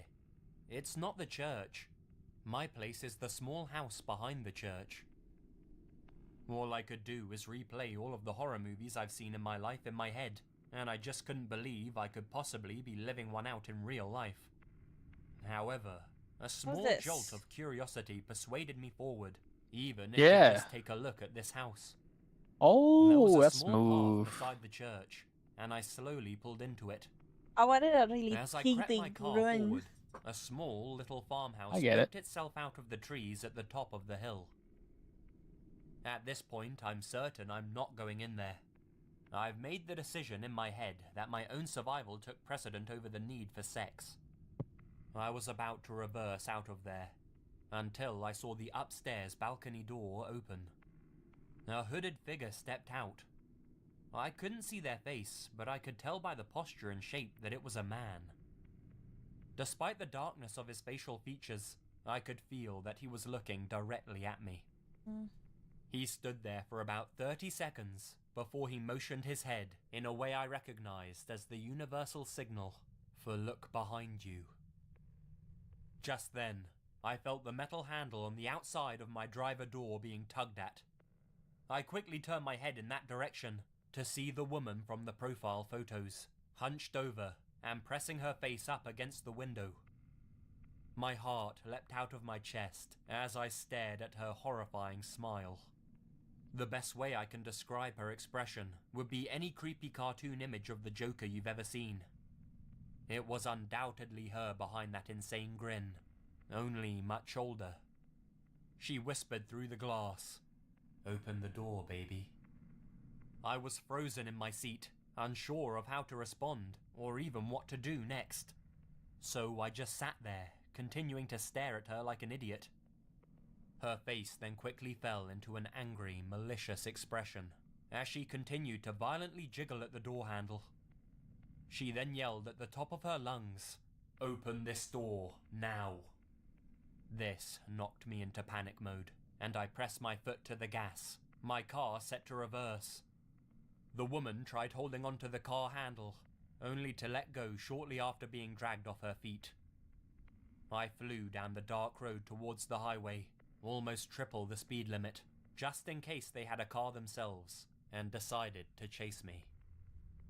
I called up a friend of mine who I also met on the same website.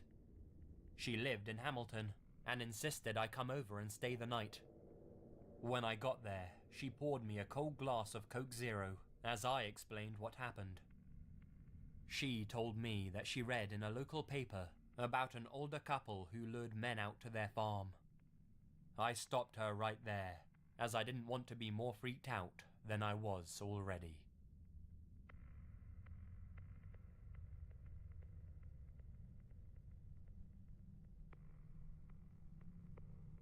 I'm an Ojibwe native, enrolled in the Mille Lacs Band of Ojibwe, located in northern Minnesota. We Ojibways have a ceremony called Midawewin. This ceremony is generally used as a healing process. It's a sacred ceremony that us Midwesterners take very seriously. Around 2 years ago, during the summer of 2013, I accompanied my cousin to the ceremony, which was held on my reservation. After a lengthy drive from the cities, I arrived at this strange destination that wasn't on the map. This area had a small lake, which I later learned didn't have a name. Anyway, I met with my cousin, and I spent the next 5 days with him as he prepared for his turn to be healed. We met many others that were seeking the ceremony's healing properties as well. Traditionally, you're not supposed to tell anybody what you're going through the ceremony for. So, I spent the next 5 days here at this remote place, where they didn't allow any technology of any sort. We lived like our ancestors did. As such, we didn't have the luxury of any showers, but nobody at the ceremony liked being sweaty and dirty all day. We all pitched in for a room at a nearby casino, so we could all take a shower. On my second night at the ceremony grounds, we were all gathered around a large bonfire before heading off to sleep. During our time at the campfire, the ceremony guide asked us if we could hear the coyotes. Just got To be back honest, from I another did. dinner date. Got They some were crazy barbecue. loud. The Hell loudest I'd ever yeah. heard 'em. Oh, Hi, yeah. We all Kimmy. agreed that we had heard them. What's up, And he Kimmy? How you proceeded doing? to tell us that ever since one person started the ceremony, the coyotes have been going wild every night. Anyhow, we used the shower room at the casino frequently. We always went in pairs, and it was a young girl's turn, and she went with her mother. We'll call this young girl Mary. Mary had apparently joined the ceremony to get rid of an evil spirit that had been following her and scratching her arms during the night. It sounds crazy, but be prepared for what you're about to hear next. These words come from the mouth of Mary's mother. I woke up Mary at around 9 p.m. and we drove to the room to shower. I showered first, and Mary waited out in the room, watching TV. After my shower, it was Mary's turn. Everything was going good, until she screamed a blood-curdling scream, and the door slammed and locked. Mary was screaming so loud, and I was screaming and freaking out myself. I couldn't open the door I'm to making save my such an baby, exaggerated so mouth, I got on my mouth knees, press. and I looked under the crack of the door, and I saw 2 feet. When I I do was this. certain they weren't Mary's, because I could hear her screams coming from further away in the shower. You I still screamed sipping for on your whatever drink? It was to leave her alone. Yes. All of a sudden, Stop stealing Mary my stopped screaming. drinks. Alright, give me the I was can able of to open cola the door then. now, and Mary was in there, sitting in the shower as if nothing had Yeah, I'll happened. just have water. I hugged my baby, and we left right away. Like, We uh, rushed back to the Distracted ceremony me grounds. from very, very important business. I remember when Mary and her mother came. Witness. It was late at night. It's a maybe very 10 or important 10:30 business. PM. I awoke to Okay. the sounds of the mother crying, and it was extremely surreal and unsettling. We got together, offered tobacco, and made use of the 4 medicines. An emergency ceremony proceeded that lasted 2 hours. By the end of it, little Mary was asleep, and we were all exhausted. As I lie in my bed, mortified at what the mother told me earlier, I didn't sleep at all. The next day, I noticed something. The coyote shit. calls were gone. Coincidence? Maybe. Mary had no memory of her spirit. Yeah. Her family described it as an elderly woman and often viewed it trailing Mary. On Mary's last ceremony day, the ceremony guide told us that he had done some deep research and brainstorming. He believes that because of Mary's mother's tribal affiliation with the Dakota Sioux, it upset her daughter's elder spirit. Mary was accepted into Mille Lacs because she was just over the 25% blood quantum requirements. The evil spirit was angered that young Mary was in the wrong tribe and didn't accept it. Hundreds of years ago, the Dakota and the Ojibwe were bitter enemies. To this day, as far as I know, Mary is living a happy life with no memory of her evil encounter. She seceded from the Ojibwe tribe and was accepted into her mother's tribe. Oh, and the unnamed lake that I mentioned earlier? It's now known as the Devil's Call.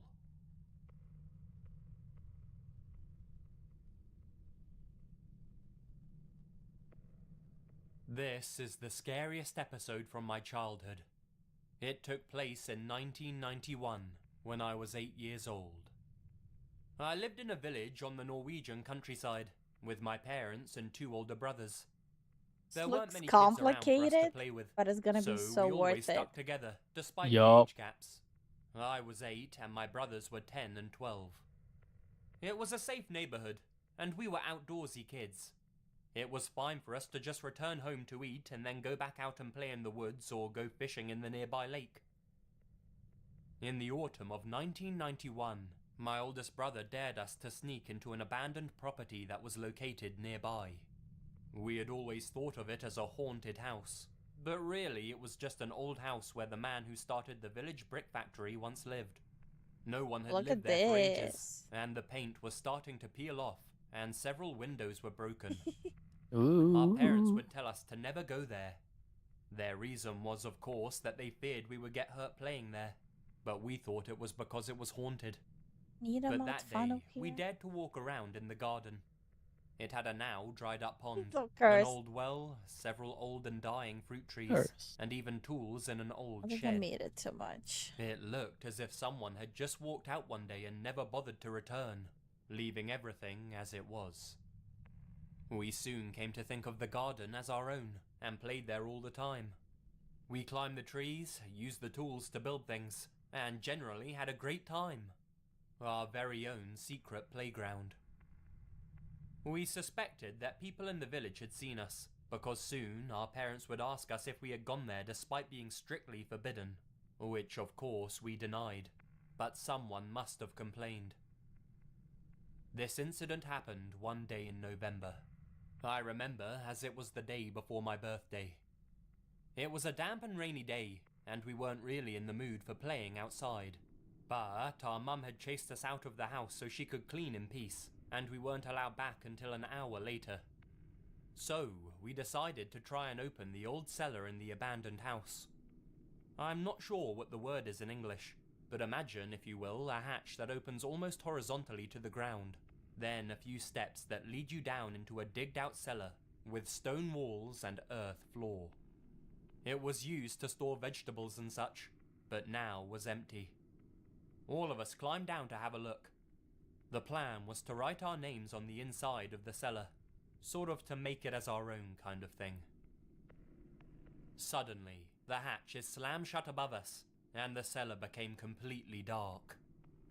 I started screaming, and my older brothers try and open the hatch.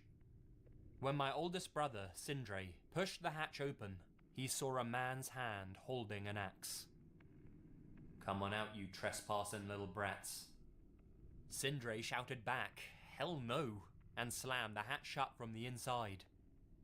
"I know you're all in there, you little shits. Do Mummy and Daddy know where you are? Do they? I bet they don't." We heard him drop the axe and start to move around with something else.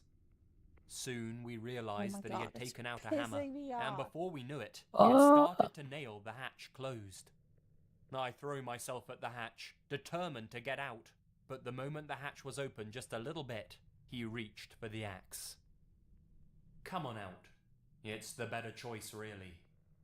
He laughed, and we could hear that he was clearly drunk. My other brother, Emil, was pleading with the man to let us go, promising that we'd never return, but his words fell on deaf ears. The rain had started to fall really heavily now.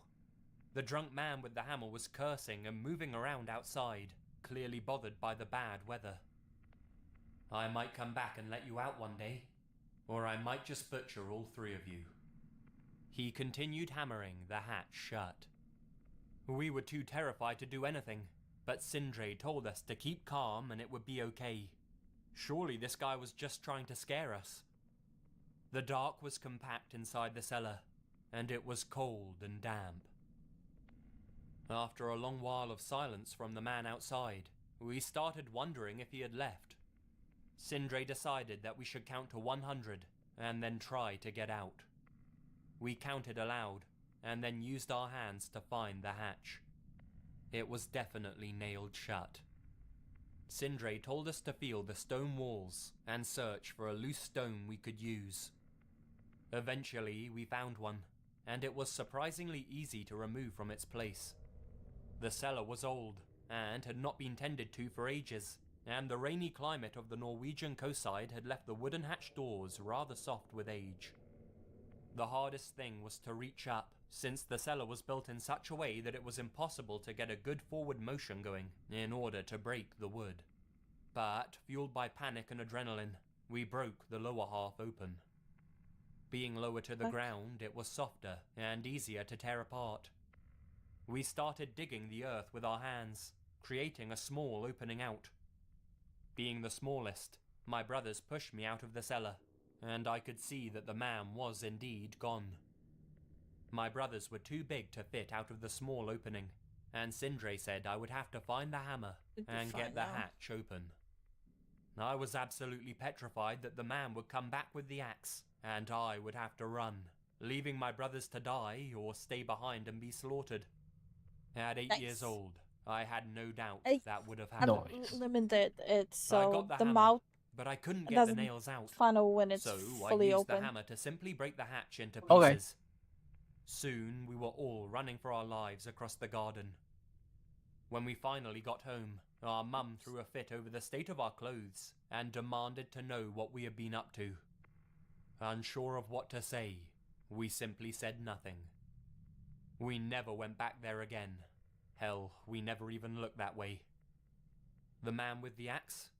We still have no idea who he was or where he came from. I sometimes wonder if he was a drifter, living in that abandoned house, not wanting noisy kids to disturb the peace. We never told anybody about it, but every year, when Sindre, Emil and I reunite at the family home for Christmas, we like to ask if there's been any news about the old ghost house down the street. Did anyone move in there yet?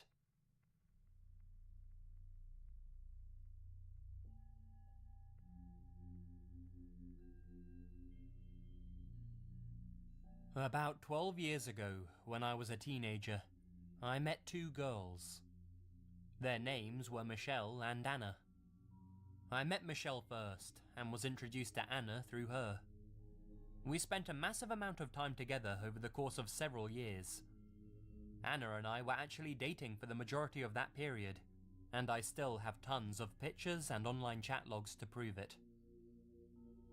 Eventually, college came up. Anna moved away, and we split completely amicably. Michelle left for college not long afterwards, but things between us were also amicable. We gradually just lost touch. I hadn't really thought about them for a long time, but I ran into Michelle a couple of years ago. I said hello, but she seemed to have absolutely no idea who I was. I told her my name, and she just stared at me completely dumbfounded. At first, I thought maybe I had misidentified her, so I asked if she was Michelle Jones, who went to so-and-so high school and had been friends with Anna. She stated that she was, but still seemed incredibly confused. I told her a few other things in an effort to jog her memory, but her expression gradually changed of one to absolute terror. She became angry and started yelling, "Who the fuck are you? Get away from me." With no other options, I left. The meeting with Michelle had really freaked me out. I considered that maybe she had suffered a head injury, or something of that sort, but I decided to look up Anna online. I found her, living out of state, and I sent her an email. She verified who she was, but also seemed to have absolutely no recollection of me. I gave her my phone number and I asked her to call. She did. I tried to make her remember, but she continued acting clueless. I mentioned that I had dated her for almost 3 years, but she just laughed at me. "That's ridiculous," she said. "I was dating Mike through most of high school." Who the fuck is Mike, I wondered. She accused me of trying to play a trick on her, and she hung up. The whole situation bothered me for a while, but I managed to let it go. Then, a few months ago, I started going through some CDR backups I had made of old computer data. On one So disk weak. were audio recordings from early 2002. It is what it is. Recordings I created by recording my answering machine message into a computer microphone. That might sound weird, but I'm autistic. I have a definite inclination towards saving and categorizing things that feel important to me. Much of the disk had been corrupted, but 2 of the messages which remained intact were from girls. Judging by the file names, one was named Jessica, and the other was Heather. I'm reflecting on this. Both girls declared that they loved me, but I didn't recognize either of their voices. In fact, I hadn't known anyone by those names since grade school. Yesterday, I called up a few people who I'd been friends with back when I was a teen. None of them had any idea who Michelle or Anna were. Neither did they remember Heather, but they all mentioned how I'd spent years absolutely in love with a girl named Jess. Apparently, they had all met her at least briefly. They told me that I wouldn't ever shut up about her, and I was absolutely heartbroken when she broke up with me. Nobody recalled her last name, where she went to school, or any details I could use to find her. They were able to give me a physical description, short and slightly chubby blonde-haired girl, and told me that she had a squeaky, high-pitched voice. The girl in my recording does in fact have a voice that fits that description perfectly. How did I lose Michelle and Anna? How did I gain Jess? Who even is Jess? I have pictures of Anna and myself together, so I know this isn't all in my head. Has anyone else experienced this kind of thing?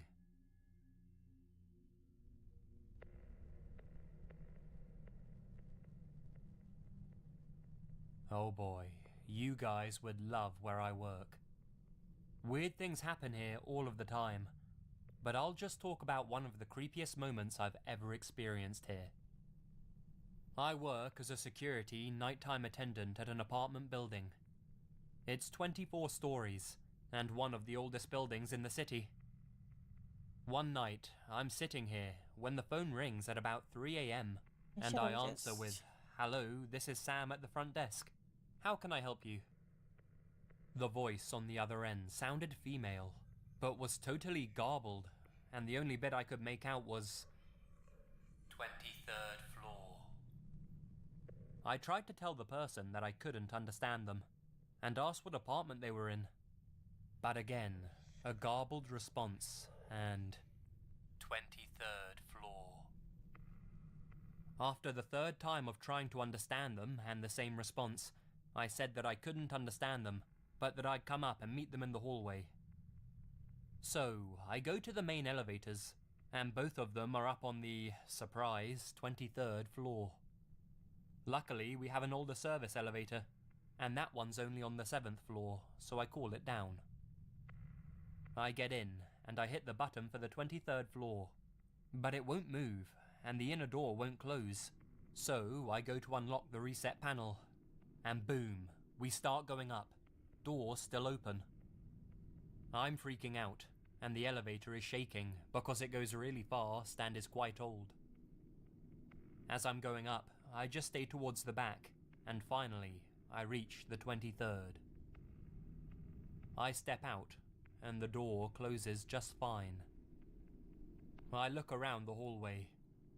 There's nobody around. I walk along slowly, trying to listen for anyone awake who might have called, but there's nothing. So now I head the opposite direction, and I go towards where the regular elevators are. And when I get to them, they're just sitting there, with their doors open. I was pretty freaked out, but I knew it could just be the elevators on the fritz, so I get in, and I figure I'll just reset them when I get back to the first floor. That's when I hear the sound of the back stairwell closing. So I quickly get out and I go to the stairwell, and lo and behold, no one's there. But the maintenance door to the machine room is ajar, and at that time, I'm the only one in the building with a key. At the top of the building is a large machine room housing all of the really loud machinery, and allows access to the roof. I don't like going into it because it's creepy as fuck, and no one ever goes in there. So at this point, I'm seriously freaked out, but I muster up, and I head in. I shout hello, and there's no response. The lights in this room are the shitty fluorescent ones, so I can't see well either. But at the end of the room, I can make out the roof access door, and sure as shit, it's slightly open. So I slowly continue forward, checking the space in between each machine as I walk by, and there's no one there, so I open the roof access door. I can't see anyone ahead of me on the roof, but there's a slight wraparound, and if there was a jumper or something, I needed to be sure, so I step out, and I leave the door like it was. Almost immediately, the door is pulled shut. Now, I might have written this off as the wind or something, but this door is hard to shut and hard to open. I mean really hard. I immediately grab the handle and yank it open, slam it behind me, and run straight for the maintenance room. It automatically locks when it's closed, so I slam it shut too, and I go back to the 23rd floor hallway. I get into the elevator, for which the doors are still open, and I go all the way down to the first floor. I go back to the main lobby, and as soon as I sit down, the phone rings. I pick it up, and I don't say a word. And sure as hell, a garbled voice again, only audibly saying, 23rd floor. I hung up the phone, turned the ringer off, and I spent the rest of the evening just staring at the parking garage security monitor. There's been a bunch of creepy things happen in this building. It's basically the Overlook Hotel at night. I walked past a dark room here on the first floor once, and swore I saw myself standing inside it. The next night, as I'm inside said room cleaning, the lights flip off, and I turn around to see a quick flash of myself walking past. I don't know if this is a glitch or paranormal, but it's creepy as all hell.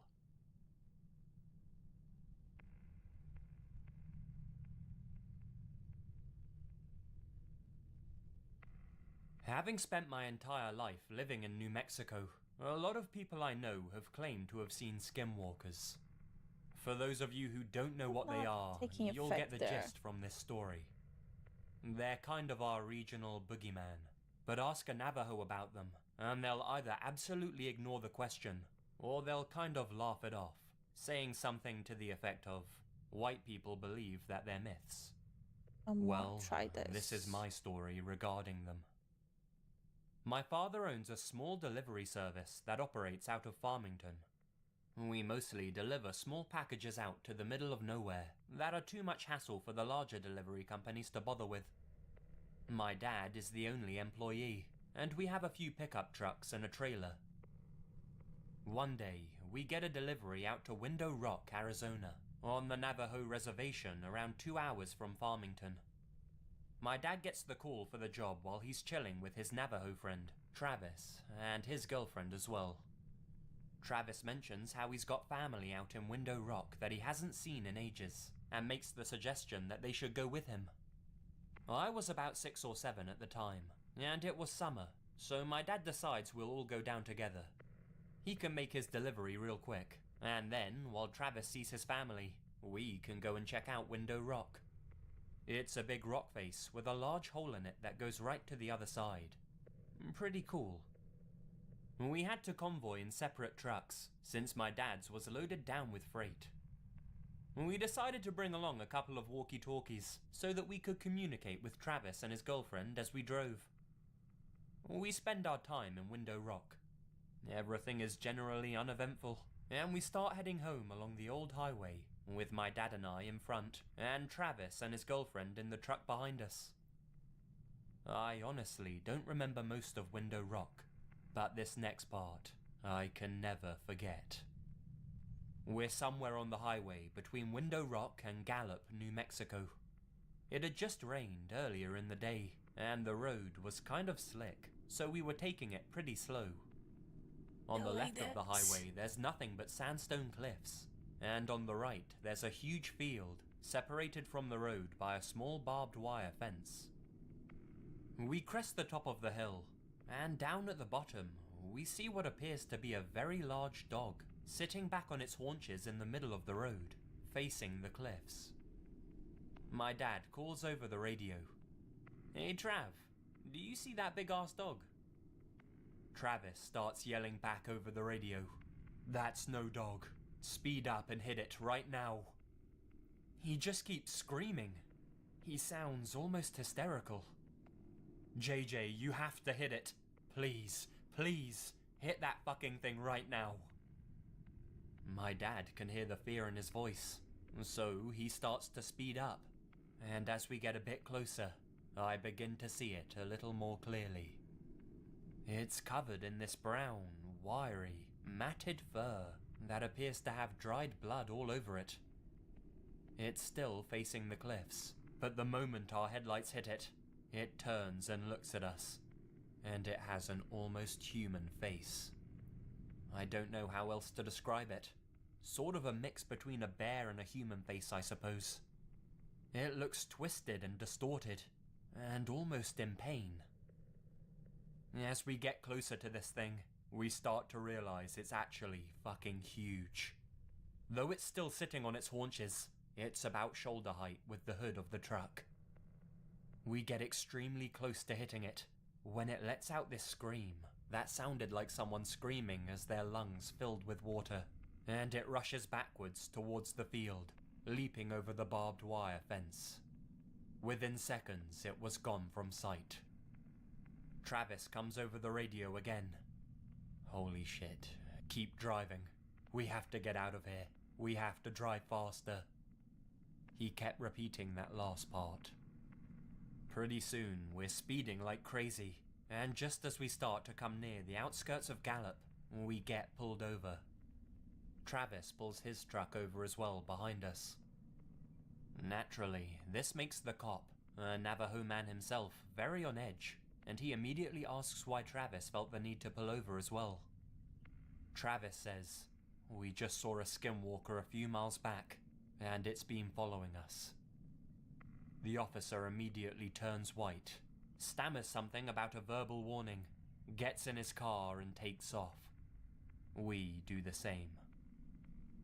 We didn't see anything else that night, but when we got home, Travis refused to let us leave without taking some kind of Navajo totem thing with us.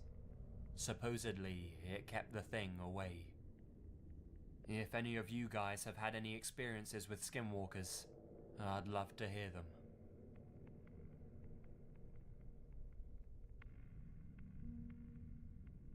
Let's Not Meet is one of my favorite subreddits, but I've noticed that most of the stories written here happened in the USA.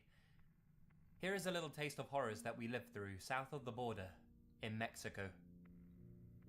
This happened to a friend of my mother's relatives, a family of 4, Arturo, the dad, Maria, the mum, Eduardo, the son, and Anna, the daughter, who happened to be extremely beautiful. They live in Mexico City, but as is common for upper middle to upper class families, they went to spend a long weekend in Acapulco, a vacation spot that, frankly, has seen better days, as it was overshadowed by Cancun in the 80s. Acapulco had recently been the focus of gang-related warfare, since homegrown gangs refused to cede territory to the powerful Sinaloa cartel. This inconvenience, however, did not completely stop the flow of tourists to this once gorgeous, now decadent port, and did not stop Arturo and his family from going, a decision they would later regret enormously. The family was dining in a restaurant next to the sea, enjoying the delicious seafood, when the waiter, clearly nervous, came to the table with a bottle of expensive champagne and a note. "This is from the gentleman over there," he said, pointing at a table where 4 men sat that you could just tell at first glance were narcos, wearing gold chains, rings and the like, and drinking Johnny Walker Blue Label. Arturo unfolded the note and You read, have family there? "This is for you to have a I toast hope with your they're daughter, okay. as this is the last night you will Dangerous ever place. see her." Arturo Oh, got Victor up, Lore. left 1,000 pesos on the table Victor for the Lore. meal, and they went straight back to the hotel where, in terror, they made their bags and prepared to leave immediately. This works fine. Along the way to Mexico City, there are several desolate stretches where all you can see is desert, and perhaps some misshapen little houses and a gas station. Arturo stopped the car at one of those gas stations to fill up. As he was filling up, 2 cars suddenly pulled into the gas station, one parking in front and one behind the family's car. They'd been followed. Several men exited the vehicles and pointed their AR-15s at the family. They came to honor their word. They came for Anna.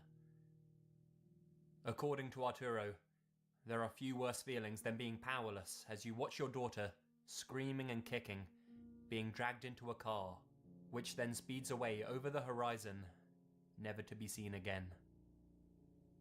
Unfortunately, most of these incidents go unreported, since the fear of retaliation is too great.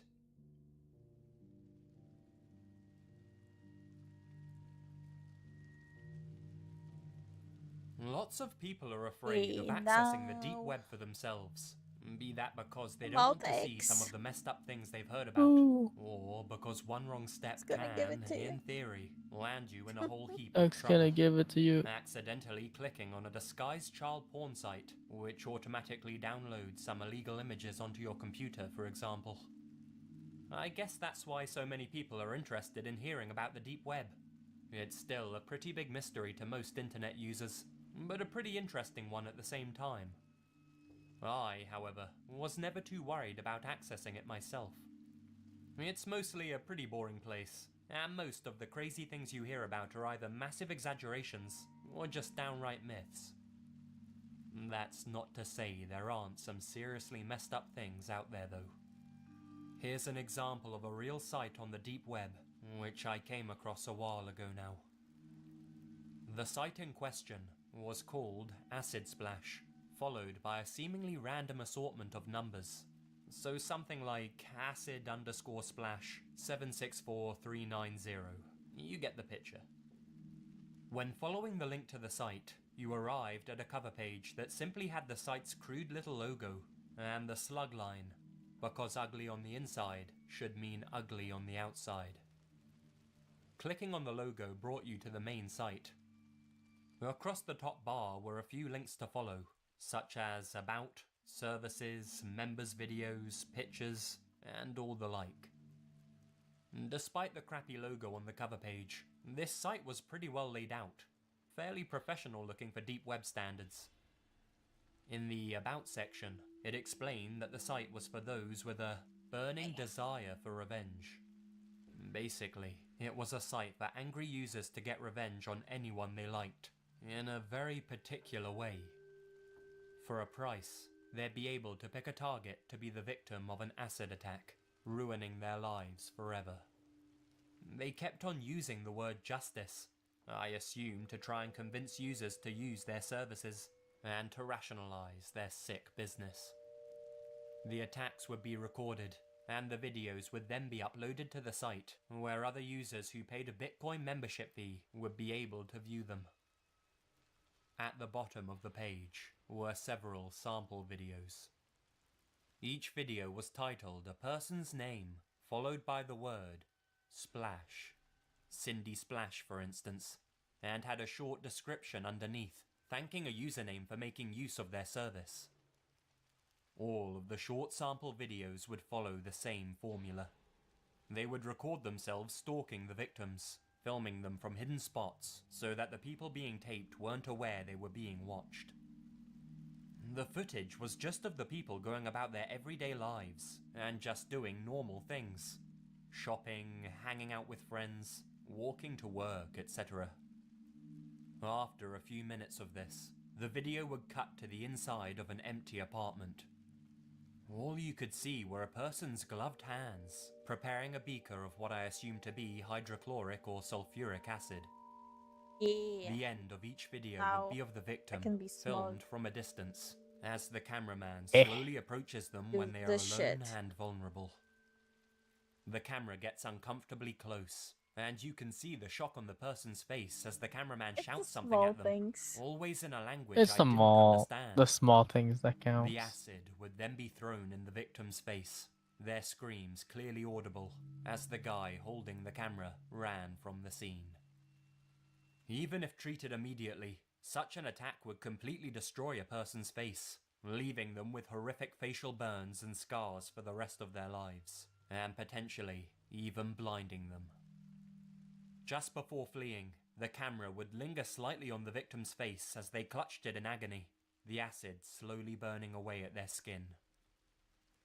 According to the site's About section, the members' videos put a much larger focus on the stalking aspect, with some of the videos being over an hour long, so that the viewer could get really into the lives of the victims before they were ruined forever. The videos appeared to be from a variety of countries, suggesting that this was either a semi-global organization, See if I can figure or that this the out. people behind the scenes were willing to do a lot of traveling to carry out the attacks. They may have also paid freelance criminals to do the jobs for them and film the attacks. The outcome's all the same. All of the victims in the videos I watched, bar one, were female. I don't know if it's some sort of weird sexual fetish that leads people to support the site, or just a love of watching people suffer. More likely it's a combination of the two, some sort of sadistic fantasy. Admittedly, I watched all of the free sample clips, out of morbid curiosity I suppose. I'd say there are plenty of normal, well-adjusted people who'd watch this stuff and still condemn it. Look at the amount of people who actively search car crash videos on YouTube. It's hard to look at, but sometimes even harder to look away. I still use the deep web on occasion. It's useful for a few things provided you know where to look, and you quickly learn what links to avoid. But if you go looking for shit like this site, you're bound to stumble across some pretty eye-opening stuff eventually. That much I can tell you.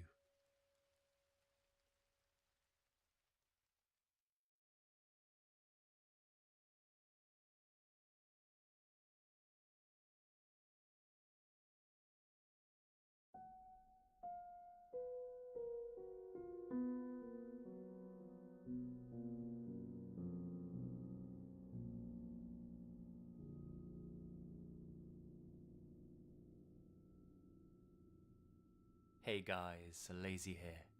Well, that upcoming video is taking a little longer than I planned to make, so I figured it would be nice to put out a compilation of my favorite stories from the past few months, since I can piece these things together in a flash. And hey, maybe there's a few you missed. I guess this one's more for the people who fall asleep listening to the stories, or just like to relax with them on. Anyway, enough blabbering. Enjoy the video, and remember, the best things happen in the dark. In the dark. Always in the dark. Many years ago now, I lived in Florida with my then fiancée, Claire. She was my high school sweetheart and the love of my life.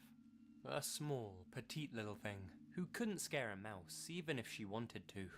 Not that she would. She's got a heart of gold. Money was tight for us back then, and I worked night shifts at a gas station to help ease our financial woes. It goes without saying that I hated the hours, but it paid decently. And at a time when I'd have sold my left nut to eat a nice meal at a restaurant, rather than have another microwave meal, who was I to complain? It was while working there that I met Angela, a customer who I became friendly with over the course of a couple of weeks. She was a decently attractive girl, a few years my senior and a bit overweight, but she appeared to be a normal, funny person. That's the thing with people who plan on screwing up your life. They don't come to you as a mindless crazy. Those people you know not to interact with.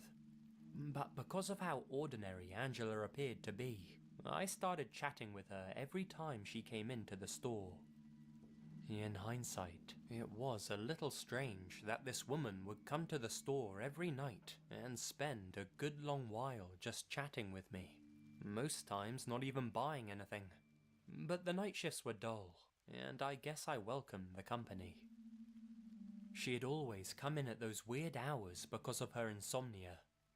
She refused to take sleeping pills or anything like that because she hated the idea of taking drugs. Funny.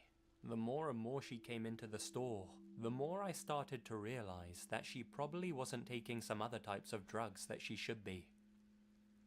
After a while, cracks started to appear. I don't know whether she felt comfortable enough around me to let out her real self, or she just couldn't contain that level of crazy any longer.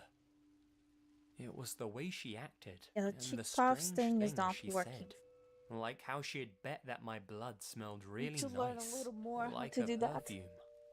She Oh, had yeah. dropped these lines into casual It's okay, it conversation. will be included in the upgrade though. At some point, I must have Yes. made it obvious that I wasn't single, because she asked me what my girl's name He was. said tried. An attempt was I made. didn't want to give her her real name, Mhm, so I mhm. just made one up on the spot. Phoebe. I guess I'd been watching Friends that week. It became apparent that Angela was obsessed with me. That's not my ego talking. She literally confessed I that can she was in do the love with tongue me out. and I did it wanted to have my once. babies. Sorry. I just told you about my fiancé. Her face didn't change, like that wasn't even an issue. So, no can do. How serious can it be? I don't even see an engagement ring, she replied. Well, money's tight. We haven't even set a date for the wedding yet, so... Without hesitation, she blurts out, I'll give you $200 to fuck me. Double if you get me Ew. pregnant. What the Anything fuck? you want if you dump your whore of a fiancé. Um, Shell-shocked, I muttered, Get out, Bro, please. what? bro, that's some With that, she left weird the shit, store. man. A little. She didn't come in the following night, A little. or the night after that. Well, I guess she got the message, I thought to myself. A couple more days pass, and it's a Saturday afternoon. I'd been out by myself walking our dog, Albert, and was on my way back home, since my parents were coming over to our place for a late lunch. When I arrive back home, Claire fills me in on something. Apparently, some woman had come to the door and was asking to talk to me. Said that she was one of my co-workers. She also greeted my fiancée as Phoebe. Shit, Angela's found where I live. I explained to Claire who this nutjob was, and that she was obsessed with me.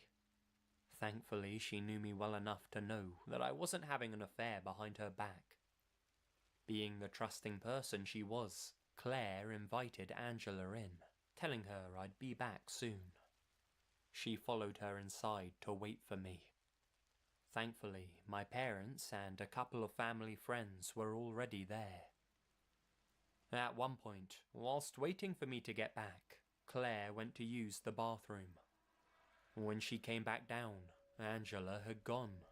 Just walked out without saying a word, according to the others. I hated the fact that Angela knew where I lived, and that she'd been stalking me. I considered calling the police, but stupidly, I decided to think it over instead. The rest of the afternoon was uneventful, and went by far too quickly. My shift was starting soon, and I was dreading the inevitable return of Angela, back with a vengeance. Claire was already in bed when it came time for me to leave.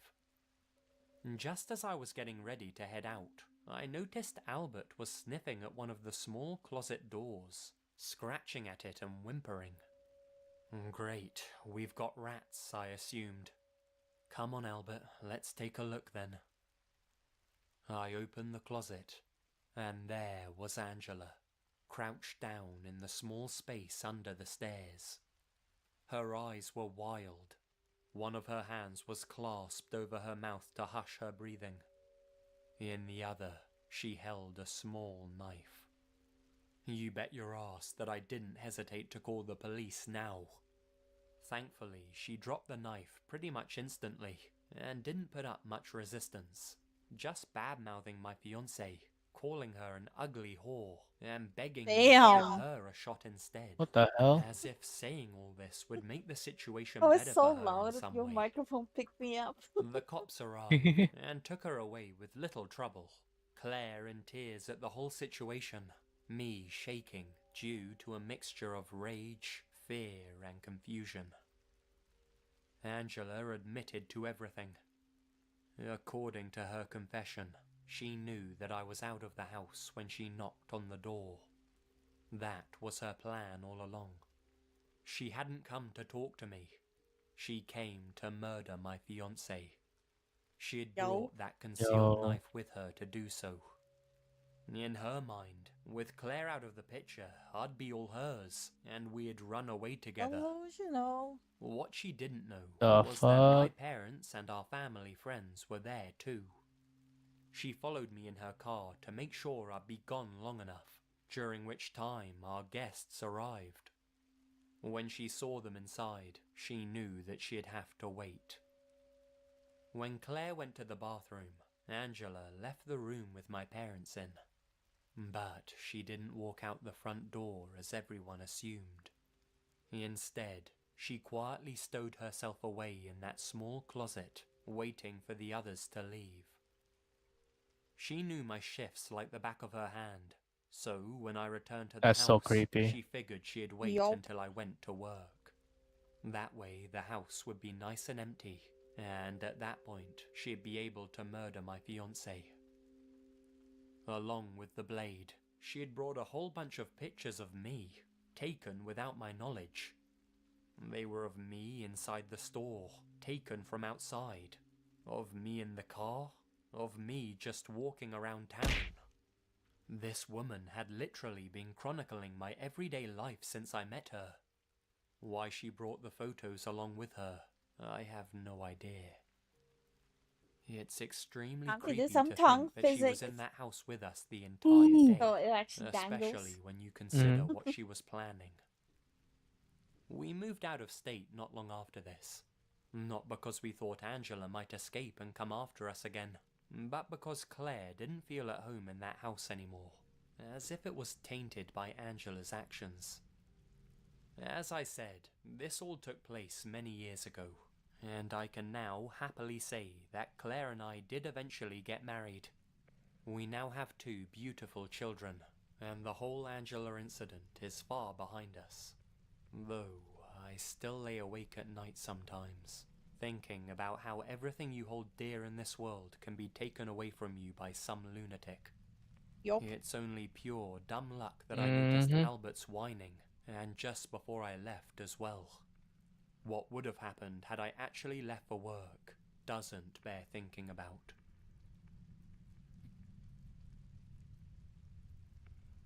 Lunatics are the worst. I Agreed. took in a puppy a few months ago. Her original owners weren't able to bond with her, said she was unresponsive and disobedient, and didn't have the look they wanted. What the fuck? I've got no Oh, I idea what they were hate talking people about. who say, She's the best "Oh, behaved the dog pet I've ever doesn't known, have the look and she's I downright wanted." adorable. So I'm used to people stopping What? me in the street so they can pet her.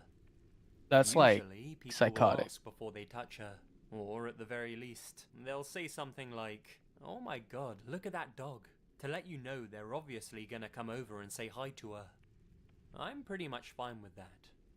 What I'm not fine with is what happened on one of my earlier walks with her. I live in a tiny seaside town, one of those places where the location is beautiful but the locals are racist.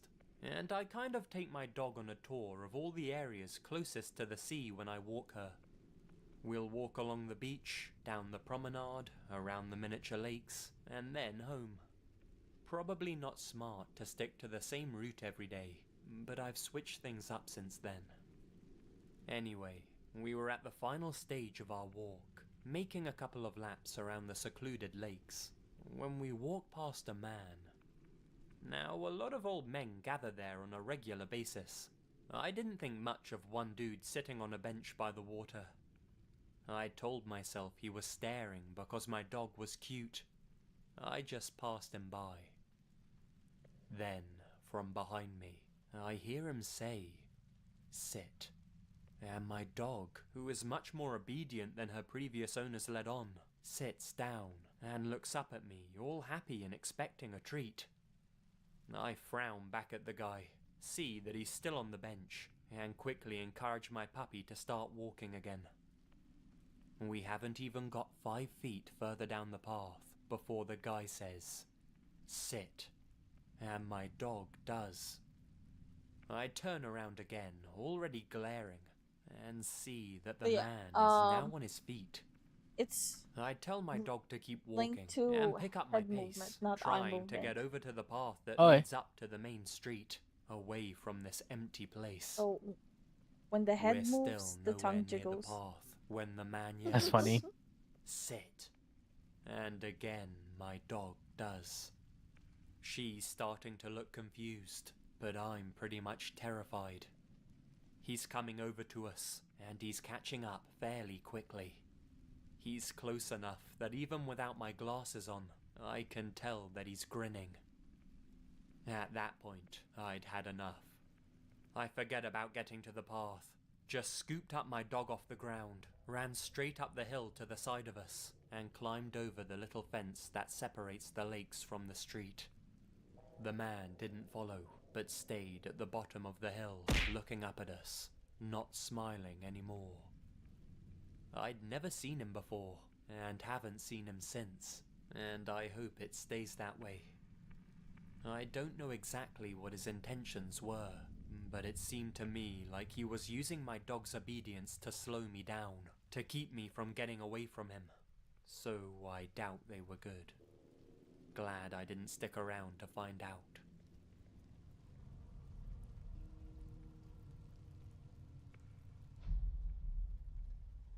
This is a story told to me by my friend, and he maintains that it's completely true. He knew one of the people involved. I've heard of things like this happening before, and it's as interesting as it is disturbing to think about. It might start to sound a bit crazy, but stick with it. This story's about a 28-year-old guy called Kevin, as well as Kevin's girlfriend, another man named Bruce, and his girlfriend too. It was a weekend night in the midst of summer, and the two couples had been on a trip to the beach. Kevin had his own motorbike, and the rest were in a car being driven by Bruce. It was getting late, and there were no other cars in sight, so Bruce challenges Kevin to a race back home. Stupid? Sure, but there wasn't far to go, and the road seemed deserted. Bruce and Kevin's apartments were in the same building. In fact, that was how they originally met, and they became close quickly. Not a guy to turn down a challenge. The engine roars, and Kevin's bike starts to accelerate. The first to arrive back was the car. At this point, it was around midnight. Elated, Bruce and his girlfriend jump out of the car and head right back to their room. But Kevin's girlfriend was worried. She knew that Kevin was a whiz on his bike. He should have arrived back way before them. She called him a couple of times, but assuming he was busy driving, she left a voicemail and headed upstairs. A few hours later, there was a fierce knocking on the door. Bruce and his girlfriend were standing outside with forlorn faces. Bruce opens up his mouth to speak, but the words won't come out. Eventually, it was his girlfriend who spoke up. Kevin got into an accident on the way back. He's dead. Kevin had approached a sharp bend in the road too quickly, and the rest goes without saying. Like I said, she was worried before, and the prospect had occurred to her, but she had just willed herself into believing that couldn't be the case. But it was.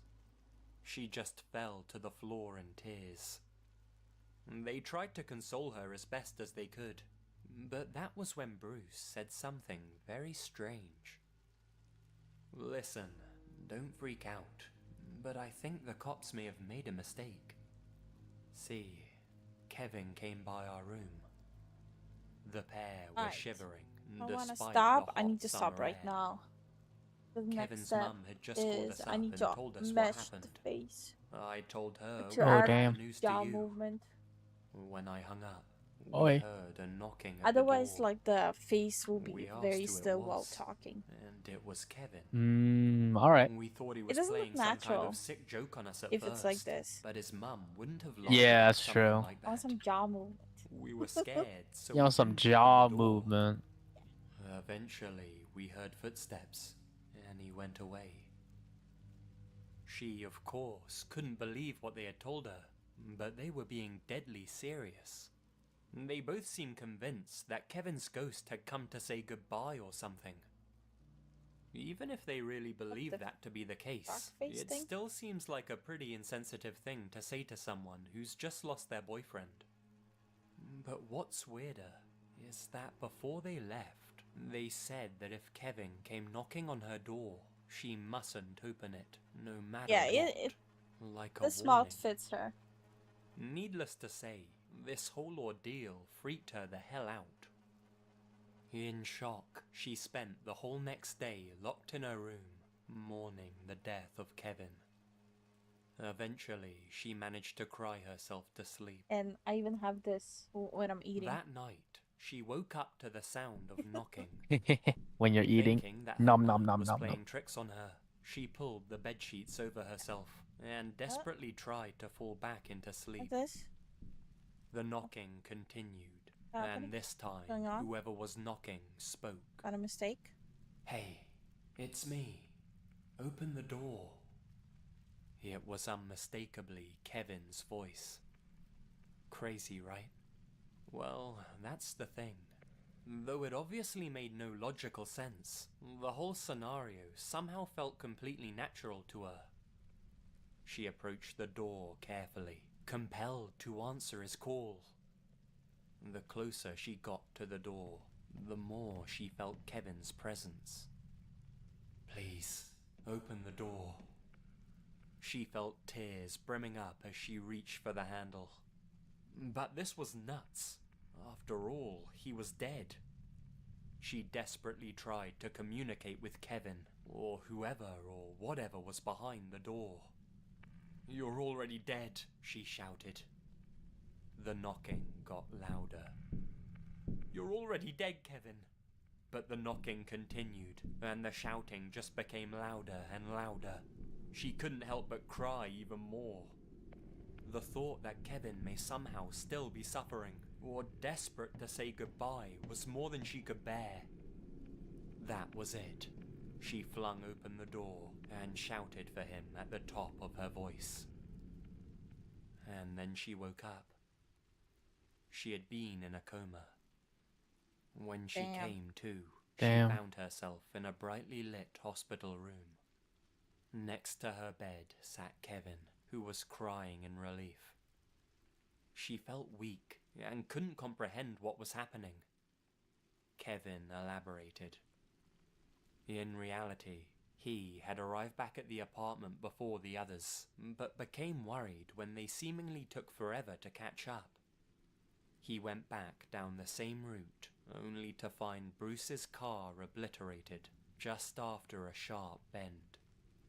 Both Bruce and his girlfriend were literally in pieces, but she somehow survived. She was the only one in the back seat. Maybe this was all just an extremely vivid and involved dream that she was having whilst in the coma. She maintains that it was undeniably more real than that she and the others were someplace else, and that Kevin hadn't come to say goodbye, but to try and bring them back. However you choose to rationalize this, she remains convinced that if she had listened to Bruce's advice and not opened the door, she wouldn't have woken up.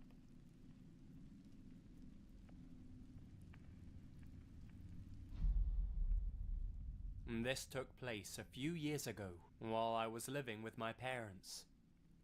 It's the early hours of the morning, around 2 a.m. I step outside for a cigarette, and since my mum absolutely hates the things, I had to sneak out back by the woods. As I'm standing there, smoking, I notice a figure standing at the edge of the forest. It's my neighbor, Sean. What's he doing out here at this hour? He's looking right at me. This is not going I to wave zero. at him, and he just stands there, motionless. All of a sudden, it's hard to breathe. The air seems thick and has a metallic smell to it, the same way that pennies taste. This was a really eerie situation, but I kick myself for being such a scaredy cat and take another drag on my cigarette. As I do, the smoke gets in my eyes, and those of you who've had this happen will know that it stings like a bitch. I'm forced to close my eyes and rub them for what couldn't have been more than a few seconds. I open my eyes, and Sean is standing closer to me. Like in the brief moment that my eyes were shut, he'd walked from the edge of the woods towards me, and then stopped and stood motionless again. What the hell's he doing in the forest anyway? What is this? Fixed it. He waves at me. Time to but end the it's like stream. he's jerking his arm. Good rather night, than everyone. moving it fluidly. Thanks for joining. Like he's not sure what he's Yeah, doing everyone. with it. We'll be back I tomorrow don't take my evening. eyes off him as I put out my cigarette and back up into the house. His eyes are fixated. Let me show you how to keep the dice rolling when you're doing that thing over there, homie. Hey, let's go! Cause I'm feeling like I'm winning and I'm feeling like I gotta get away, but I know that I don't and I won't ever stop, cause you know I gotta win every day. See, if you really wanna pop me, just know that you will never flop me. And I know that I can be a little cocky. You ain't never gonna stop me. Every time I come, a nigga gotta set it, then I gotta go, and then I gotta get it, then I gotta blow, and then I gotta shut it. Any little thing a nigga think that he be doing, cause it doesn't matter, cause I'm gonna murder everything and anything.